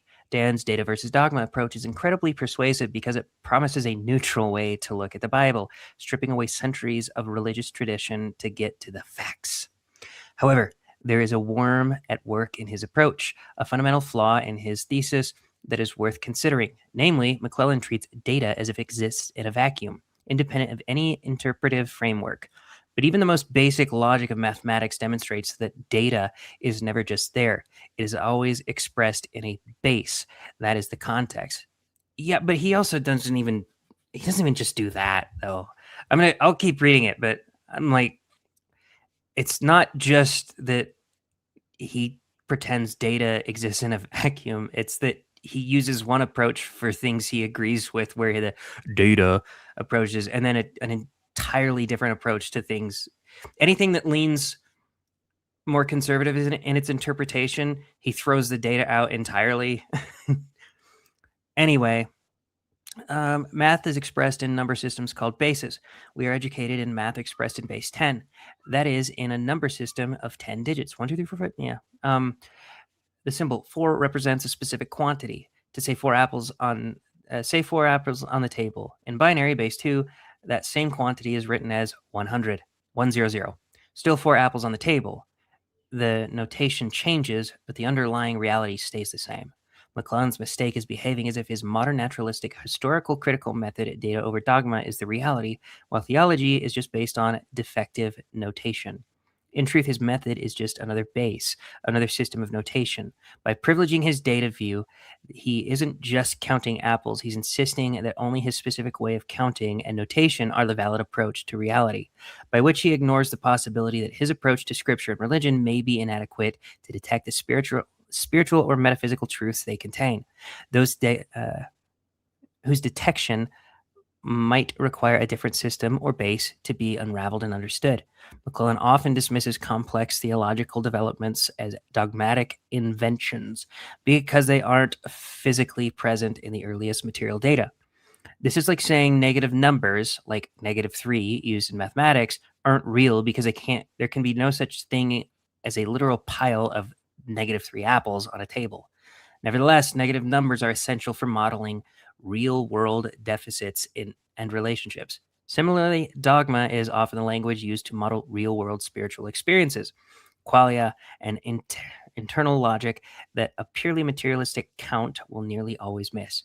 Perhaps the most hopeful way to visualize my point is through the image of a loom. Imagine reality is a tapestry being woven. Imagine that the material objective facts are analogous to the strands, the warp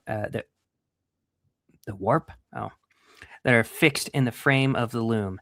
Imagine that the ideal or subjective truths are the relatively unfixed strands in a shuttle moving back and forth to create the weft of the fabric. He's using too much fabric jargon that I don't know. I don't know what a weft is, dude, but I don't know. Good job so far, I guess. One cannot understand the depicted image patterned on the cloth if one sees only the objective vertical warp and ignores the subjective weft. McClellan chooses data warp over context weft by, okay, I'm starting to get it, denigrating the latter as dogma. By doing this, he tries to pull the material strands out of the cloth to analyze them in isolation. In this process, he destroys the very subject he seeks to analyze. If one If one looks at scripture, religion, or myth through McClellan's data versus dogma filter, one chooses a base or approach that is, by definition, designed to exclude the weft, the possibility of metaphysical and transcendent, the uncanny or the divine, because it is subjective rather than objective. Focusing on the warp and ignoring the weft may appear to be scientific and reliable. It may indeed serve to limited purposes of history and technological advancement. It may be indispensable to an understanding of how the material world works, but it's a poor tool for understanding the truth of what reality is and what experiences mean. One should not mistake the notation of a modern scholar for the underlying quantity. In other words, the reality that scripture and religion seek to present and to pattern to facilitate our comprehension. To make this mistake is to ignore the data of human encounters with the meditations on the transcendent expressed by luminaries such as Plato, Hildegard, von Bingen, Marjorie Kemp, blah, blah, blah, blah, blah, yeah, all these people. Yeah, okay. Wait a minute. There's a lot of names I don't know in there. You should have named I less guess people. some of those are like John Dee. Isn't that like a Mormon scholar? Doesn't he realize that it's the rule of Mary three? Wollstonecraft Godwin.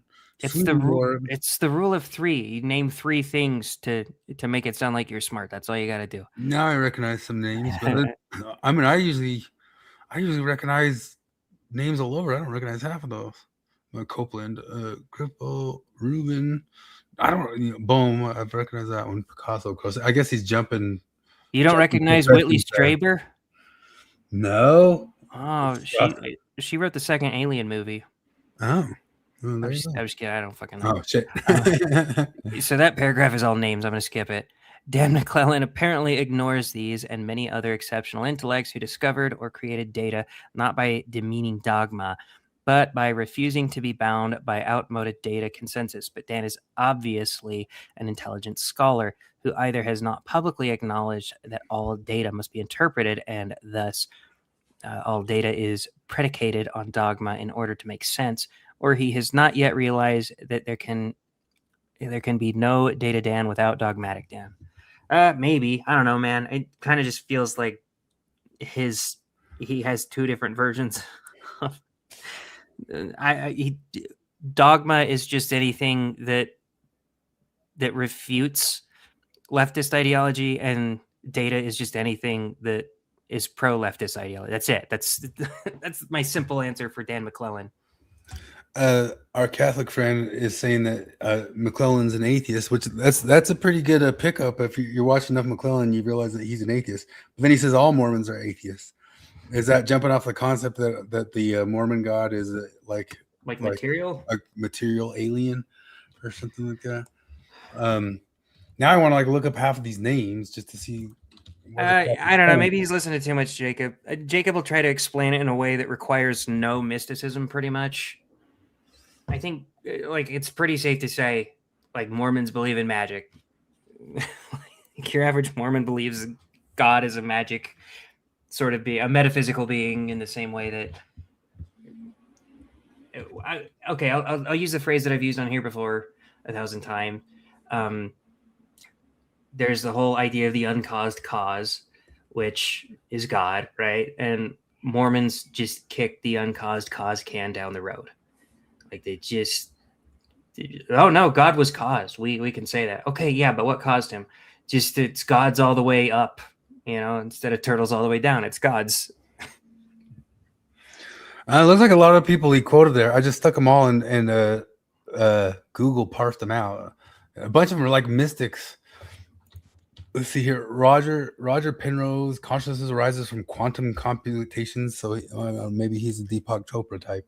Federico Fagan, inventor of the microprocessor, who now proposes that consciousness is a fundamental quantum phenomenon. Robert Lanza, champion of biocentrism, proposing that space, time, and matter are tools of our consciousness.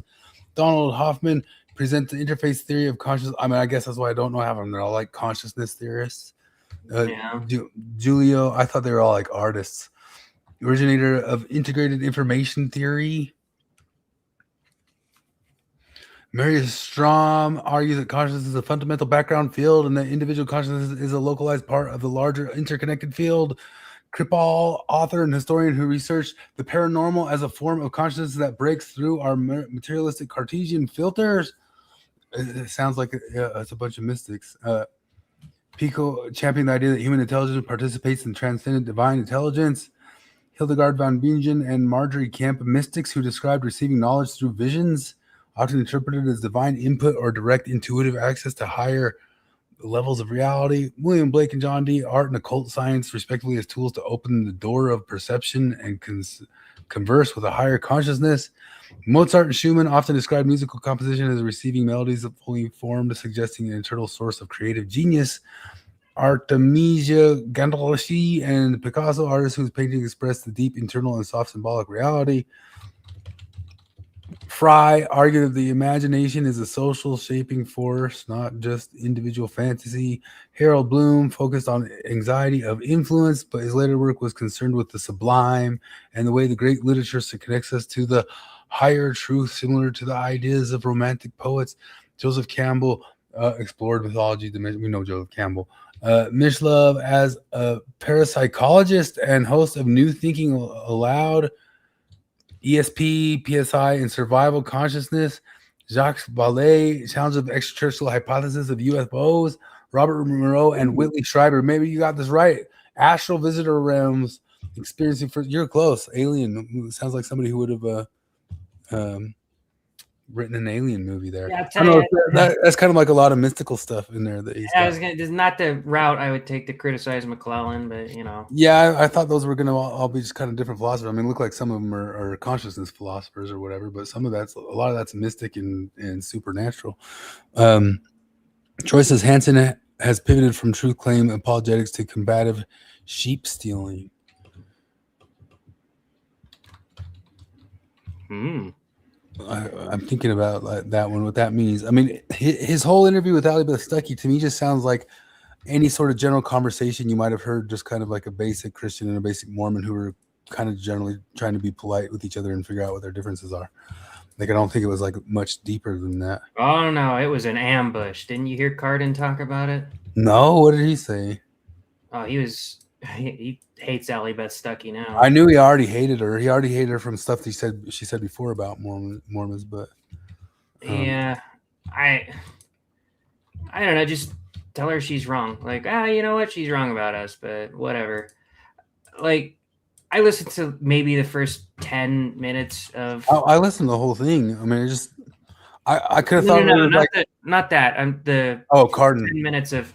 Yeah, Cardin had Jacob and Jonah and a couple other people on to dissect this thing, and yeah, I listened about 10 minutes of it too, but I didn't get to where Cardin was angry at it. It was pretty like right off the bat, I think. Anyway, he called it an ambush, and Jacob. That was an ambush. Oh yeah, well Jacob. Or just because she was just asking all the questions and he was answering. Jacob's claiming that he came under the pretense that it was just it was an ambush, that it was like a discussion instead of a debate. So but it kind of was just a discussion. I don't think that like veered into debate territory. Yeah, well, I mean, somebody as anal as the definition of a debate versus a discussion as Jacob should kind of understand. I don't know. It's I didn't watch it, so I don't really know. I have, Jacob seemed happy with it at the end. He's fine with it. I think so. Watching the first part of Ward Radio dissect it, it seems like what they were really kind of trying to do here was have the rest of the Ward Radio guys be the deckheads about it and just shit on Elizabeth Stuckey for ambushing him and being bad faith. And Jacob was nice because, you know, he wants to remain on good terms with this crowd so he can be. Wait a second. Catholicism is cool guy says that Jacob is an Oslerite. So you know about Osler. Like, how much do you know about Mormonism? Obviously, you're pretty deep. Are you ex-Mormon that went to Catholicism? Or, like, how? Like, I thought only Risto was the only person. And that's why I keep thinking this is a Risto sock puppet. But I know Risto is Catholic. But, it says, ask your average Mormon, and they'll say, yes, the Israelites were white, and the Lamanites got cursed with dark skin. I don't know if they would at this point. Like 20 years ago, yeah, I'd say probably your average Mormon would kind of like reluctantly sort of agree with that. 40 years ago, they'd be like, yep. Jacob and Hayden, Radio Free Mormon says Jacob actually denied eternal regression in this debate. I think Ostler also does, but Jacob actually had an extended debate with Hayden. Was that Hayden? What's Hayden's last name? Carroll. Hayden Carroll. For some reason, I was mixing it with Ian Carroll. But Hayden Carroll, they had a long debate. Hayden thinks it's infinite regress, and Jacob thinks it is not. And they had an extended debate about it, and then they also just agreed that we don't really know in Mormonism for sure, although I guess Ostler says he for sure knows. I'm interested that our Catholic friend popping up here has gone that deep into Mormonism that he knows what an Ostlerite is.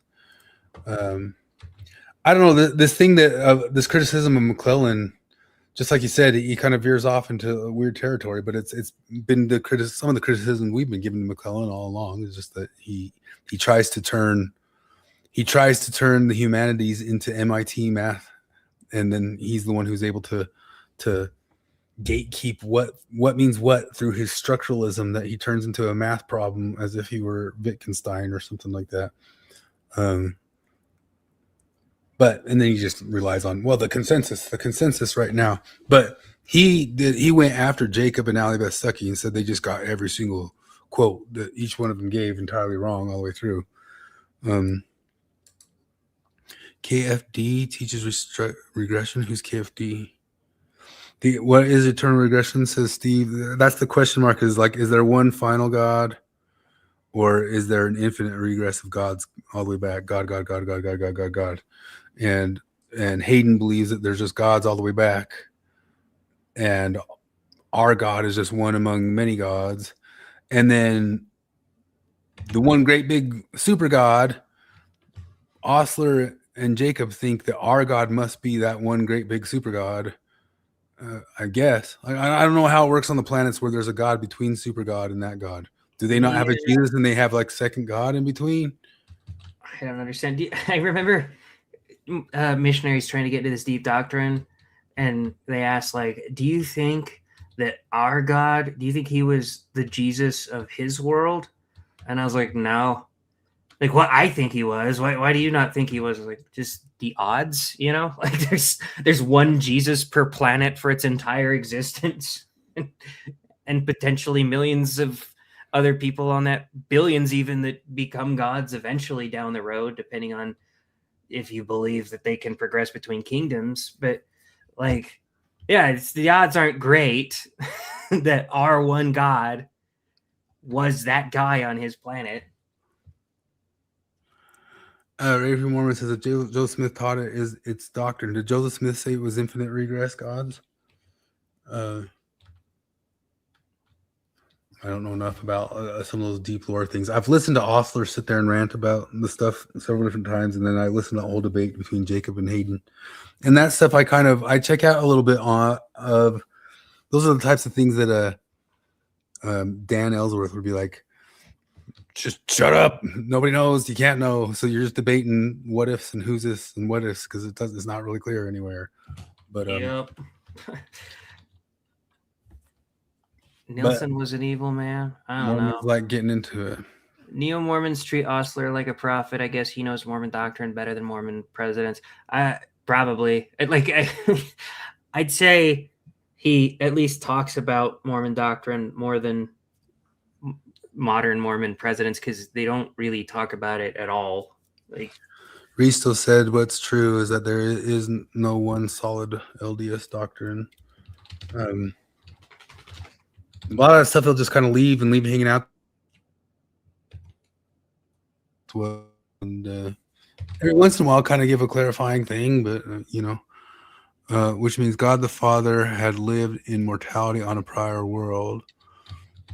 It seems that it would be difficult to believe in Mormonism and try to get around that. Like, I know they do a lot these days. They try to get around the whole God was once a man thing. We don't really know what that means. It feels pretty self-explanatory. It says Robert Boylan knows more about God than Oakes, according to Mormon apologists. I mean, someone will say that, but I heard Dan Ostler try to describe that when he was on Ward Radio just a couple weeks ago, and he says, "Well, I don't have the personal experience with the person. I just have the book smarts of the stuff. So, but those prophets have the personal experience.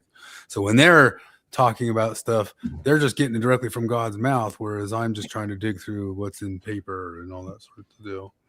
So he tried to give a deferring. Robert Boylan, I haven't listened to enough to. I mean, I've seen him like kind of like critique some of the stuff Jacob said in the same way Dan McClellan does, but I don't exactly know why everybody thinks Robert Boylan is the end all be all of all. Yeah, because our Catholic buddy here, he definitely does know Mormons. He said Mormon presidents don't give revelation or doctrine or any prophecy. They give milquetoast self-help talks 2 times a year, and that's it. Yeah, it is absolutely spot on. All right, you gotta tell us, are you ex-Mormon? Like, how are you so like aware? You're asking us how to convert Catholics to your faith. Well, he mentioned in his Catholic congregation, he has several ex-Mormon families, so I guess he just. But how did you get into this stuff this much? Like, are you from Utah or around Utah, or you just He said he's from Arizona. members? He said Arizona. Arizona, but you're into it enough, like you know about Boylan and Osler. If it's northern Arizona, there's a lot of Mormons in northern Arizona. Snowflake. If you're from Snowflake, there's a shit ton of Mormons there. Yeah, I always heard that one floating around too, for sure. What the Bible says on that. All right, let's see it. It says, "To him that overcometh will I grant to sit with me in my throne, even as I also overcame. I am set down with my Father in his throne." So Latter-day Saints are used to hearing this passage, Revelation 3:21, discussed by other Latter-day Saints as a proof text for the Latter-day Saint doctrine of deification, which is also known as divinization or theosis. Oh, shut up, nerd. When you're in a debate with someone who's not a Latter-day Saint, that's not the passage you should lead with. It's not very convincing to people who have spent centuries interpreting these passages in very different ways. Now, I think there is a case to make for at least Revelation 3, a couple passages pointing in the direction of deification soteriology. However, that is not the dominant view within critical scholarship, and certainly. Is that the end of it? Oh, I guess you just cut it. Oh, you're just sitting getting this story. A sincere and important question for members of the Church of Jesus Christ of stop Latter-day it. Saints. Members believe that the church is led by Jesus. Right. Our Catholic buddy here he's coming down on him. He says, "Can anyone name the last prophecy a Mormon prophet has given? Name changes to girls groups, lowering the age of female missionaries. These aren't revelations." What? Yes, they are. Is the last revelation dropping the race stuff, or is it Revelation when they announced temples? I mean, the dropping the race stuff was for sure considered Revelation, right? I guess if you were to ask me with my Mormon cap on, if I were to go back to it, what I would call Revelation, yeah, I'd probably say either that, or you could say removing penalties from the temple ceremony in the 90s. Yeah, I mean, they call it Revelation every time they downgrade or downsize the temple ceremony, right? Last canonized Revelation. Official Declaration 2, 1978, received by Spencer W. Kimmel, is most recent official revelation added to the Doctrine and Covenants. And it has to do with race. I was right. Oh, well, man, I should go on LDS Jeopardy and get that one question and all the rest of them wrong. You want a really, really difficult task. Try to get a Mormon apologist to tell you one Mormon doctrine. They have a very difficult time doing it because their biggest fallback whenever you say, well, okay, this was doctrine, but it changed and doctrine can't change. They'll say that was policy, not doctrine. It's a corny little out that they have. And so, okay, tell me what a doctrine was. But you got this thing in the back of your head when you're an apologist. You're like, I can't do that because what if it changes? So you could probably get them to say, if you said, is Christ suffering for the sins of humanity, is that a Mormon doctrine? They'd probably say yes, but I bet they'd hesitate for half a second just because they'd be like, okay, that one's probably definitely not going to change. For you, especially for you, EFY, you know what I'm saying? Just because you believe the church does not mean you have not deconstructed your misogyny. Oh, shut up.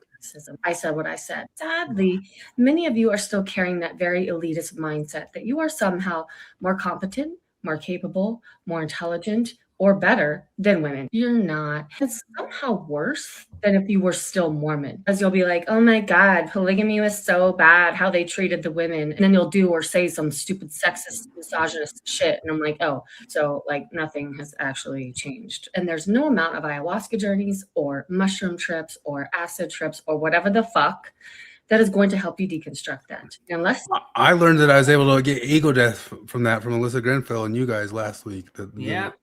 And only men get ego death from. Yeah, women don't need ego death because they don't have egos. The patriarchy beats it out of them. In fact, what they need is ego. if you are willing to ask yourself very uncomfortable questions and look inward, you're never going to get out of it. And no, that doesn't include straight trauma dumping on a date where she also happens to be an ex-Mormon woman. No, it doesn't fucking mean that because Holy we're fuck. not your mommy and we're not your therapist. For me, another Okay, one. trauma dumping. Let's talk about trauma dumping real quick. I'm so angry that I am even using that cringe ass phrase. But trauma dumping, if I don't know, maybe we could get a statistical analysis on who does trauma dumping more, men or women. What would your guess be? Could you hazard a guess for us? It's not buddy? trauma dumping when they do it. It's fluffy shares. It's fluffy happy shares. Fucking damn it. I want to meet the guy. Maybe it's Exmo Joe. It's probably Exmo Joe who sits there and listens to this going, yeah. Preach it, Frosk. Preach it, Frosk. But who's the one who needs to hear this and like, wait a minute, I haven't deconstructed, and this pretty girl's telling me I got to do it. I need to look inward, man. Where does she fit? I got to stop and look inward. Where does she fit on your fetal alcohol nepotism scale? Yeah, just to reiterate this, it is my belief that the appearance of fetal alcohol syndrome is becoming societally elite. And so if you see all the elite Nepo babies, they all have fetal alcohol syndrome, and it's now starting to be classified as attractive. And that's where you get the rat boy, the rat boy look, the rat boy summer, or Anya Taylor-Joy, or the new girl, the new super girl. She's definitely fetal alcohol syndrome. I mean, we have. I think that girl who plays Wednesday's kind of fetal alcohol syndrome too. What's her name? Oh, Olivia Rodriguez. Is that Olivia Rodriguez? Well, man, no. What am I? Why can't I think of her name? Jenna Ortega. Jenna Ortega. Who's Olivia Rodriguez? Why did I say that? It's the same person. You're absolutely right. Really? There's no difference. No. Like, okay. They've got like extra far wide eyes. Jenna Ortega. Man, she got no eyebrows half the time. What the heck? See that face? That is I think that's one of the memes where they put. Oh no, they didn't. Look at that. She really does look like Will Poulter. Have you seen the memes where they replace her face with Will Poulter's? Who's Will Poulter? He was in that last Narnia movie. That's an old one though. He was in the We're the Millers. He's got that. Oh meme yeah. Where, yeah. I see it. I totally see it. They keep replacing her face with it. That first one I thought was a meme because it looked so much like him. I'm gonna look up fetal alcohol syndrome appearance in adults. Said, ask a Mormon, how do you tell if someone is a false prophet? What's the standard? And can they point to a false prophet? They will not be able to tell you. You try to shake their hand. Duh. I'm just kidding. That's evil spirits. Yeah, they got wide eyes, kind of upturned noses. That's why all the supposed hot girls in Hollywood, the it girls right now, have the wide eyes, and then in boys, it turns into a rat face. See that face right there? That's every single rat boy summer. Look at this. Oh. So here they are. Look at this. Like that face is fetal alcohol syndrome face. That's fetal alcohol syndrome face. Like look up what fetal alcohol syndrome is. Oh yeah, Steve is joking there, Catholic friend. He's asking how to spot a false prophet, and Steve said, "Yes, Mormons can spot a false prophet. His name is the Pope." Steve's kidding. Risto doesn't know about the evil spirit shaking hand thing. It's how you find out if a spirit is evil, because really. If a spirit comes. No, I to know you, that. I'm I was explaining Risto for doesn't Risto. know. Yeah. Yeah, if a spirit comes to you and you want to know if it's an evil spirit or a good spirit, you try to shake its hand, and one of three things will happen. One, it will decline to shake your hand. It won't even try to, which means that it's a good spirit because it doesn't have a body. It can't shake your hand. Two, it will shake your hand, in which case it's a resurrected being, which means it's a good guy. And three, it will try to shake your hand and fail, which means that it's an evil spirit, and it gets mad and runs off like, nah!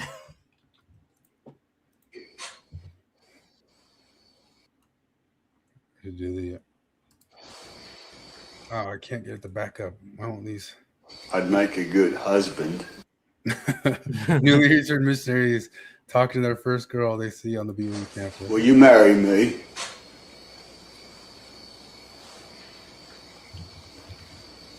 I'd make a good husband. You. Will you marry? Did you ever come across an angel that you had to shake hands with? Plenty, yeah. Really? Okay. I had a tough time because people would talk about like experiences that you have that you just can't explain physically. They'd be like, "What's yours?" And I'd be, I've never really had one that couldn't be explained physically. I don't know what to tell you. I had one. I told you. Have I told you about the Halloween night thing? Yeah, you told us.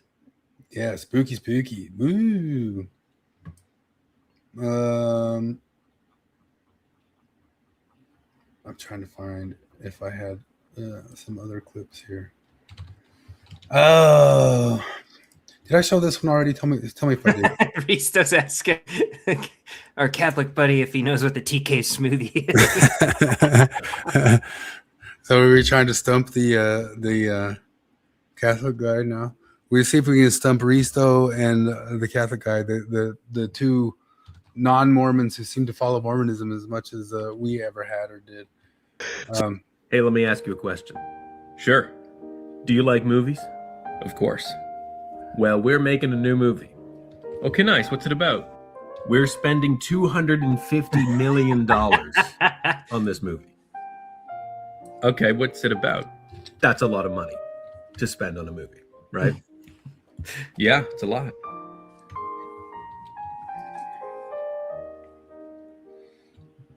So what's it about? Don't worry about that.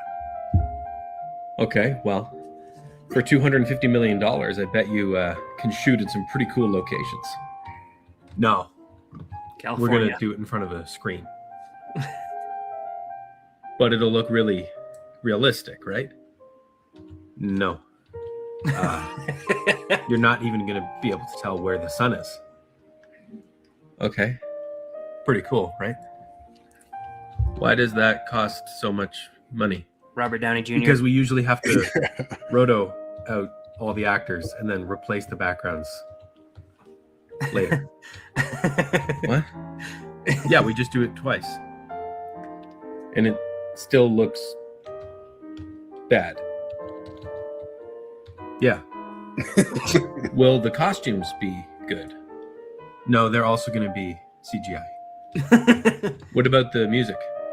I don't know. Is it at least an original idea? Why don't you just go to the? Why don't you just pay $30 and go to the movie and shut up and die? Hey, let me ask you a question. Sure. Do you like movies? I just watched a new movie with it's called Apex with Charlize Theron. It was on Netflix. It's about outdoorsy stuff like mountain climbing and kayaking and stuff.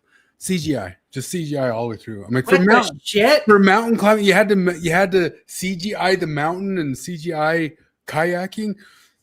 Like the whole thing just looked like balls. I couldn't tell if any part of it was actually real.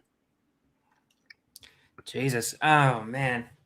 You know what really I think what marks the decline of Marvel in its movies, and it's not so much a cause, it's more a symptom.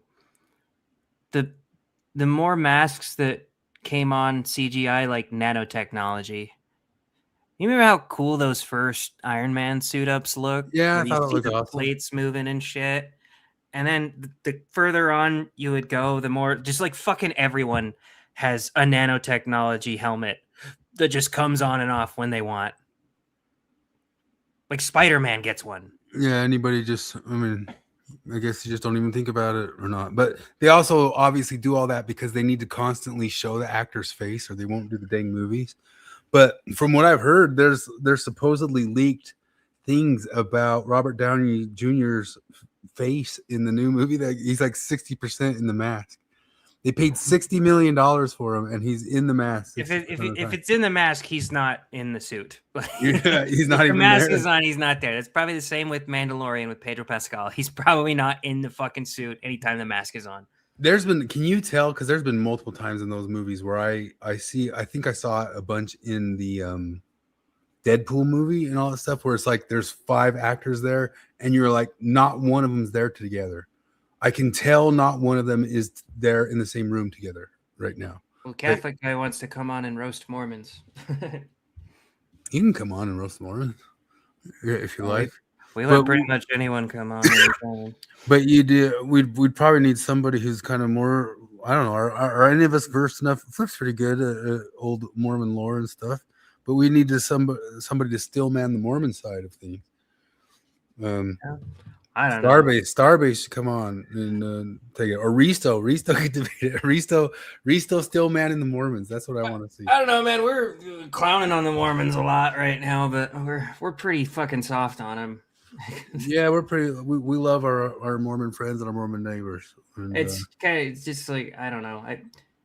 It's the difference between having a doctrinal opposition and just like a practical opposition. Like my issue with Mormonism isn't that it's doctrinally untrue; it's that it just doesn't physically pan out. You know, so I don't really care about what they get wrong about biblical shit or whatever. It's all pragmatic for me. I think it's an effective religion at forming communities and making fairly well-adjusted people in ways that a lot of other religions don't. Yeah. And I'm not huge on going and trying to like rip away some sort of belief in some sort of thing that I generally don't believe in that, but I don't hate you or think you're a dum-dum if you do. Yeah, no, go for it. It's just, I don't know. Most of the Mormons I know, when they leave, they start opening their marriages and shit like that. Yeah. Well, that's a generally large thrust that we have is that for a long time, we were like, boy, oh boy, can't we get to Star Trek future if we all just left behind these pre-modern ways of thinking? And that turned out to be not likely in any way, shape, or form. And then we're like, no, just stay Mormon. Just go ahead and because every single 99% that leave become that girl who was just getting on TikTok and bitching out a screen for people not deconstructing their patriarchy enough or something like that. Oh yeah. I don't know why that must follow, but no, you can come on and if you want to take on the truth claims of the Mormonisms or something like that. Risa says, just give it time. Star Trek is almost here. Yeah, we'll get there. As soon as we start taking this climate change shit seriously, we'll get there. If we could just Carl Sagan it up just a little bit harder, like just Carl Sagan, and then we'll get rational. Like super rational right then, and then we'll remember how to make babies, maybe, and then we'll just to the moon. Star Trek. Ryan Wimmer says I can roast Christianity in general. Yeah, Ryan could come on. Anybody come on. If we want to have a modern day debate showdown of like the hardcore stuff of Mormonism, we just take all the gloves off and say all the things at once and not even have like any sort of form to it. Just all the stuff that you wish that Jacob Hansen and Alibeth Stuckey actually did right there. Well, what about this? Well, we'll have a whataboutism debate where the way the debate goes is everybody brings up something nutty about the other person, and then you answer with a whataboutism of their nutty thing. That will be the official setup of the debate. Just whataboutism all across to see who can list out more nutty things of the other person's belief the most whataboutisms possible in one single sitting. I think we can do it.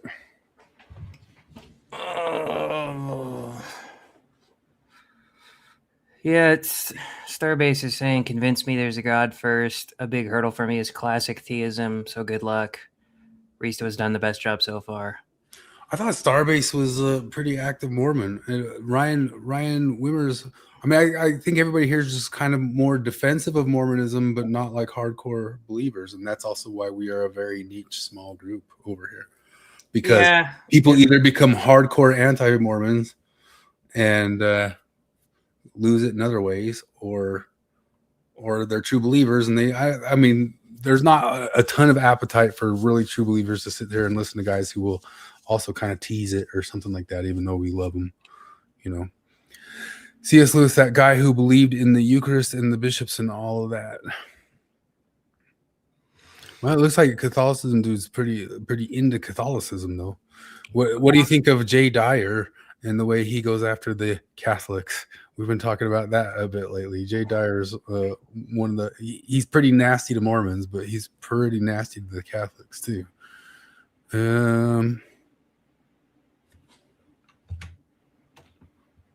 Every time Risto talks to Catholicism is cool.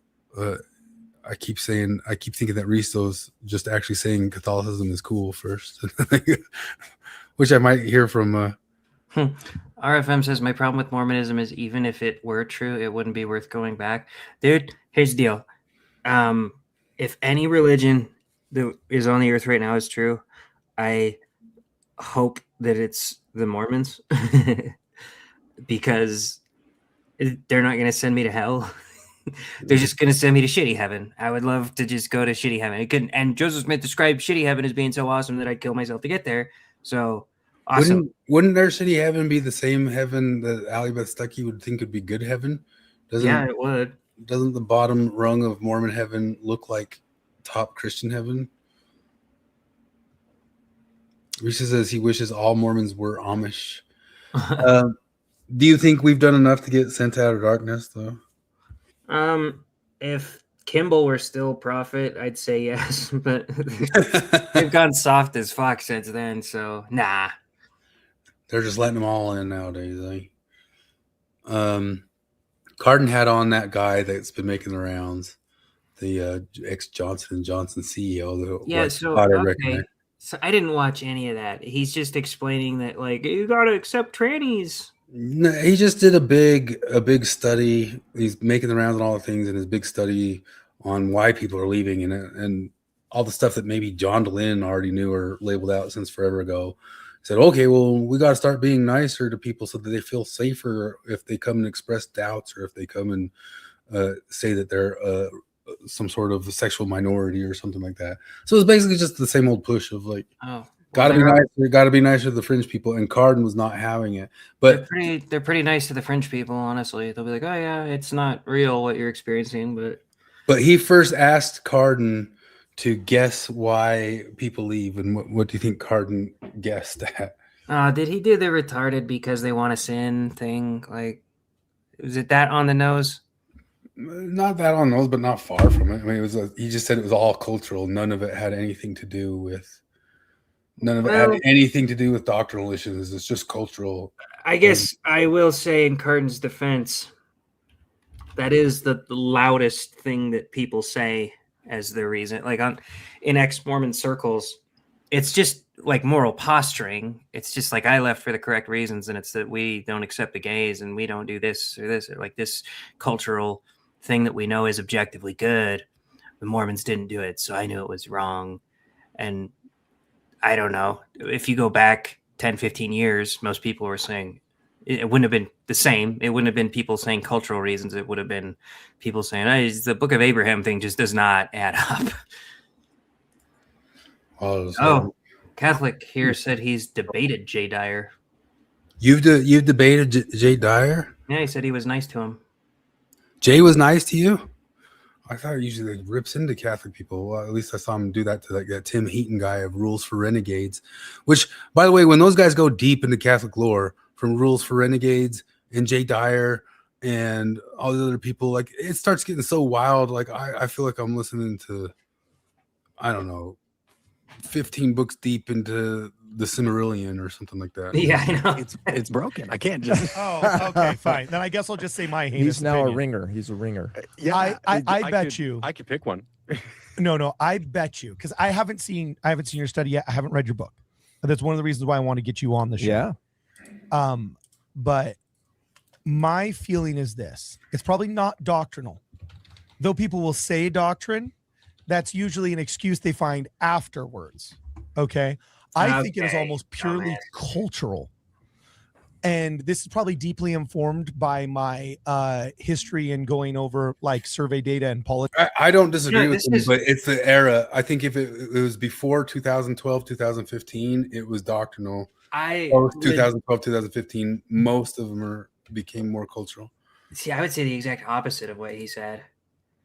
I'd say a good chunk of people are more doctrinal or like physical claims of Mormonism, and later on they retroactively change it to the more righteous reasons to leave, which is the racism and the homophobia. Could be. My guess, my belief is it was almost all straight doctrinal stuff up until about 10 years ago, and then when the whole culture started getting into the culture war, a bunch more jumped off of the be nice to the gays thing. Politics and so on. I'm just going off of my guess. I'm guessing as hard as Cardin's guessing. I guess we could listen to this guy for the data, but I don't trust Corporal guy's data anymore. Like, give me some Corporal dude. I mean, I think I commented on this. Yeah, Corporal slop, risk aversion, and wokeness are virtually identical phenomena, and that's just saying whatever this guy's saying. On and so forth. Most people are apolitical in America. You might convince them they're Republican or Democrat or Libertarian, but that's usually more a function of social group and education level and neighborhood than it is really of actually any kind of like intellectualism within these people. But I bet if I were a betting person, I would say the number one reason why people go inactive from the church is cultural, because our church is, and all churches are for us, by us. And right now the us is a very specific brand of wealthy suburbanism that does not translate to every single living scenario out there. And if you're not in that social club or that demographic, you probably don't necessarily feel welcome. If you're not of that generation, you probably don't necessarily feel welcome. And there's kind of a specific brand of Mormonism that has pervaded post-war, frankly, since we standardized and started correlating everything in the 70s. Just to spoil what the guy from the Corporal Slot book says, he says this is largely a function of feeling comfortable there or not. You know, 70s and 80s. So his large thrust is to make it comfortable for everybody, or more comfortable for everybody. The generation that Catholic flourished said the dumbest thing I heard Cardin say was that he could take a jiu-jitsu black belt. I'm not kidding. He actually said that. He said that? Okay, well, here's the deal. I will agree with you that is very stupid, but the dumbest thing Cardin's ever said is a pretty high bar to clear. It's rough. I can't off the top of my head think of anything dumber, so you might be right, but why would he say that? I think one of the funny things, do you know who Bradley Martin is? He's got like a podcast, has different people on. He is a huge, crazy, strong guy, and he's always kind of constantly kind of pushing. He has on MMA guys, and he's always kind of constantly saying like, who do you think would win between me and you? And he's kind of trying to push him or josh him into like actually taking on maybe one of those influencer fights or something like that. And like Nick Diaz, do you know who Nick Diaz is? No. Nick Diaz is this MMA fighter who just looks like he's the biggest pud on earth. He looks like he's never lifted a day in his life. And I would never, ever, ever dare fight Nick Diaz. Like he just looks like he just goes home and drinks beer or something like that. You know what I mean? And I would never in my life, this guy, like this dude, he was so invincible, so unstoppable. Cardin. This dude here. Sorry. This dude here. he was so unstoppable. Like you couldn't punch him, you couldn't knock him down. He was just so wiry, murderous freak. And Bradley Martin was asking him, and he's like, couldn't I could take it. And he's like, you're a podcaster, dude. You're a podcaster. He's just like, he's trying to be nice about it. Yeah. But no, I mean, I am a major lifter, been lifting for 30 years, haven't missed a lift in going more than 15 years now. I lift top 95 percentile stuff. I would lose to a black belt in jiu-jitsu unless they were a very weak person who got the black belt. They'd have to. I wouldn't, because very I weak. Never give up. That's my fault. I never give up. So. I never give up through getting choked out. No, he would try to choke me out, and I'd get back up. And Have you ever watched the video? video? Do this all day. The very first time, like everybody's mind was blown. It was the Gracie, Royce Gracie versus Severn. This dude named Lance Severn, this giant wrestler who was from BYU. He was this giant wrestler who just went through and murdered people. And Royce Gracie, this like 145-pound guy in a gi, beats him at the end of like this long tournament, and everybody's like, "What the hell just happened there? Oh my gosh!" Like that's why everybody switched to Brazilian Jiu-Jitsu. It was like the early '90s, and it was the crazy. I mean, I remember watching that and just being like, what was that?" So I never got into like watching MMA or anything, but it's pretty much just the consensus that like jiu-jitsu is the superior fighting form. Is that right? It's a superior fighting form for one-on-one because you're going to have to like go to the ground and choke and all that sort of stuff. If it's a street fight, it could be tough because you might have people coming up and kicking you and you don't have time to choke a person out, type deal. But like look at like the size differences of these guys. And this guy was an Olympic wrestler. He's from BYU, Dan Severn. Oh wow. And he was an Olympic like champion wrestler. And this guy, it doesn't even like look right there because he's like 140. He's like 100 pounds lighter than him. And he beat him, and everybody's like, "What just happened? What just happened?" And it was, and yeah, that day I was like, "Okay, I wouldn't mess with one of those black belt jiu-jitsu dudes." But Catholic wants to know your lifts. He said he squatted 550 for a triple today. I know what that means. For a triple, that's a huge leg lift. Yeah, my squats were never that big. I'd squat 450 that much, but my bench was huge. My bench was up in the same range, so. Standing overhead press 300 pounds.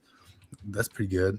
I was the 3 lift 1,000-pound club at 175 pounds in my high school. So let's see here. Oh, going back to cards.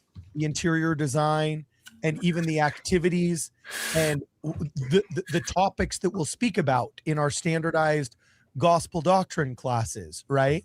And in many ways that was great and yielded a large amount of growth post-war, but now has actually become a burden that we are ill-equipped to change because we are so used to standardized and central planning. So until that generation goes, we will languish in it. So it's cultural. I bet it's cultural. Yeah. I came up with an answer, Cardin. Yeah. What is yours? What is yours?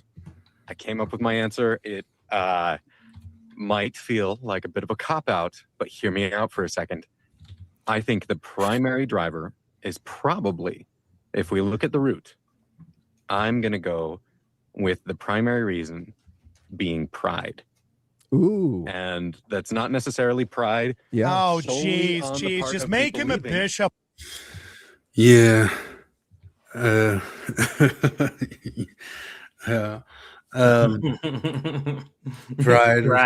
It's of course it's fucking pride. I guess maybe you'd start thinking that if you watched fucking Alyssa Grenfell a bunch. I don't know. Maybe I can be forgiving on that. It's still stupid. Yeah, I mean, I think that definitely like discounts that. I mean, I don't get offended that Mormons think this way, and a lot of ex-Mormons do, but no, I think most people when they're going through it are maybe not so much lately since it's been like people can go like shout it on the mountaintops and announce on Facebook, I have left the Mormon church, because that was just different from how it was up for till 2015. People like they'd go through pretty wrenching times of having to come to terms with it. And if that was like a prideful action, I don't know. But culture, like Cardin says, is culture, just culture stuff. So Starbase says I hit 215 at 180 pounds at my peak. That's pretty good. 340, but yeah, bench was always my strongest area for sure. But Catholicism is cool. You must be huge if you're squatting 3 for 550. That's freaking insane, man. I gotta see you. I gotta see what you look like if you're putting that up, because that's a major power. That's competitive powerlifter numbers, right? Maybe not like strong, like the ultimate strongman guys, but like you could compete in a powerlifting competition for that. Badass. Yeah, 550 for 3. That's insane. Do you compete in powerlifting competitions? That's Sear Stoner. Catholicism is cool as Sear Stoner. Who said that? Sinatra's saying that. Oh, no way. Sear Stoner promised he's going to take a break. There's no way Sear Stoner squatted at 550. Yeah, that's such horseshit. No fucking way. He's 290. Yeah, that's not Sear Stoner. Big deal. I was 280 at my heaviest, but I was fat, so you'd still be able to win some like local, like 290. Like that's a huge squat, man. That's freaking huge. Anyway, I don't know if I have that much more stuff to go. It says no, I'm not. Starbase Club knows him. Okay, cool. Yeah, there's no way that's a Sear Stoner. I don't think Sear Stoner would be pushing for Catholicism either. But I mean, he might have been trolling us or something like that. Still, no, 550 for 3 is more than I know. A lot of lifters. That's you would be the biggest lifter I know personally, like directly. So that's a huge freaking squat.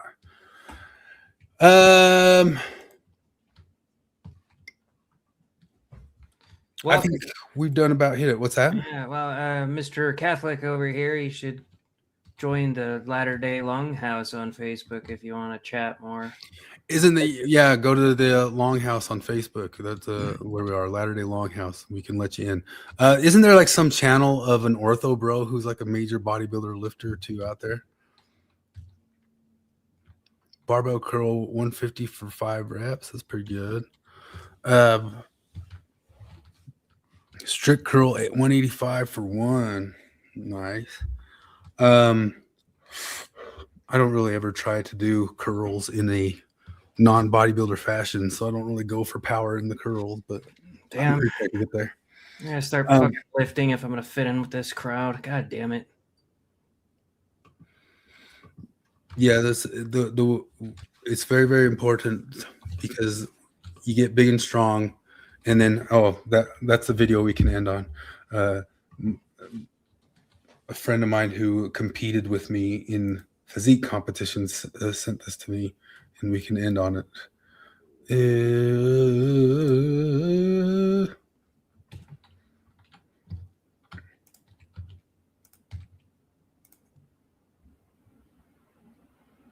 Get strong.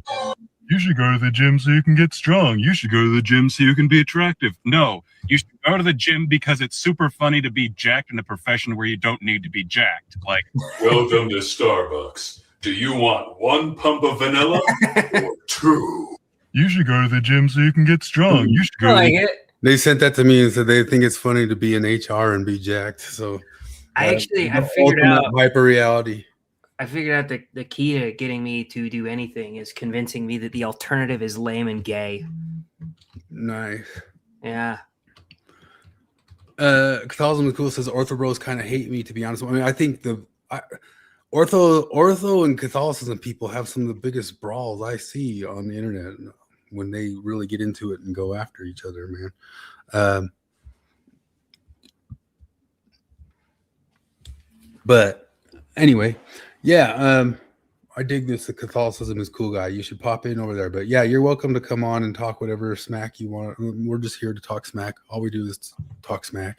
It's smack talking, but then saying also love your people who are at least aiming upwards in the world, even if their beliefs are weird. Imagine our religion. That's what we're all about. Is John Lennon's gay anthem. Yeah. All right. I think that's about hit it because oh my gosh, we're already 12 minutes over the meantime, and my dog is going nuts. It's time for me to go walk a pooch. So thanks for chilling and hanging, everybody. Yeah, And, if you want to find that Facebook page, I guess you know Starbase, so you could talk to him. It's just called the Latter-day Longhouse. Yeah, there's not much people in there, but like, well, there's not much people. Like we said, there's dozens of us. Oh yeah, dozens of us. People who are ex-religious who don't hate the religious, so or aware of like our own religiosity, even not being religious in ways. So, all right, gotta run. I gotta go walk this dog. He's not happy with me right now. So thanks for chilling, everybody. We will check out later. All right. See ya. Bye.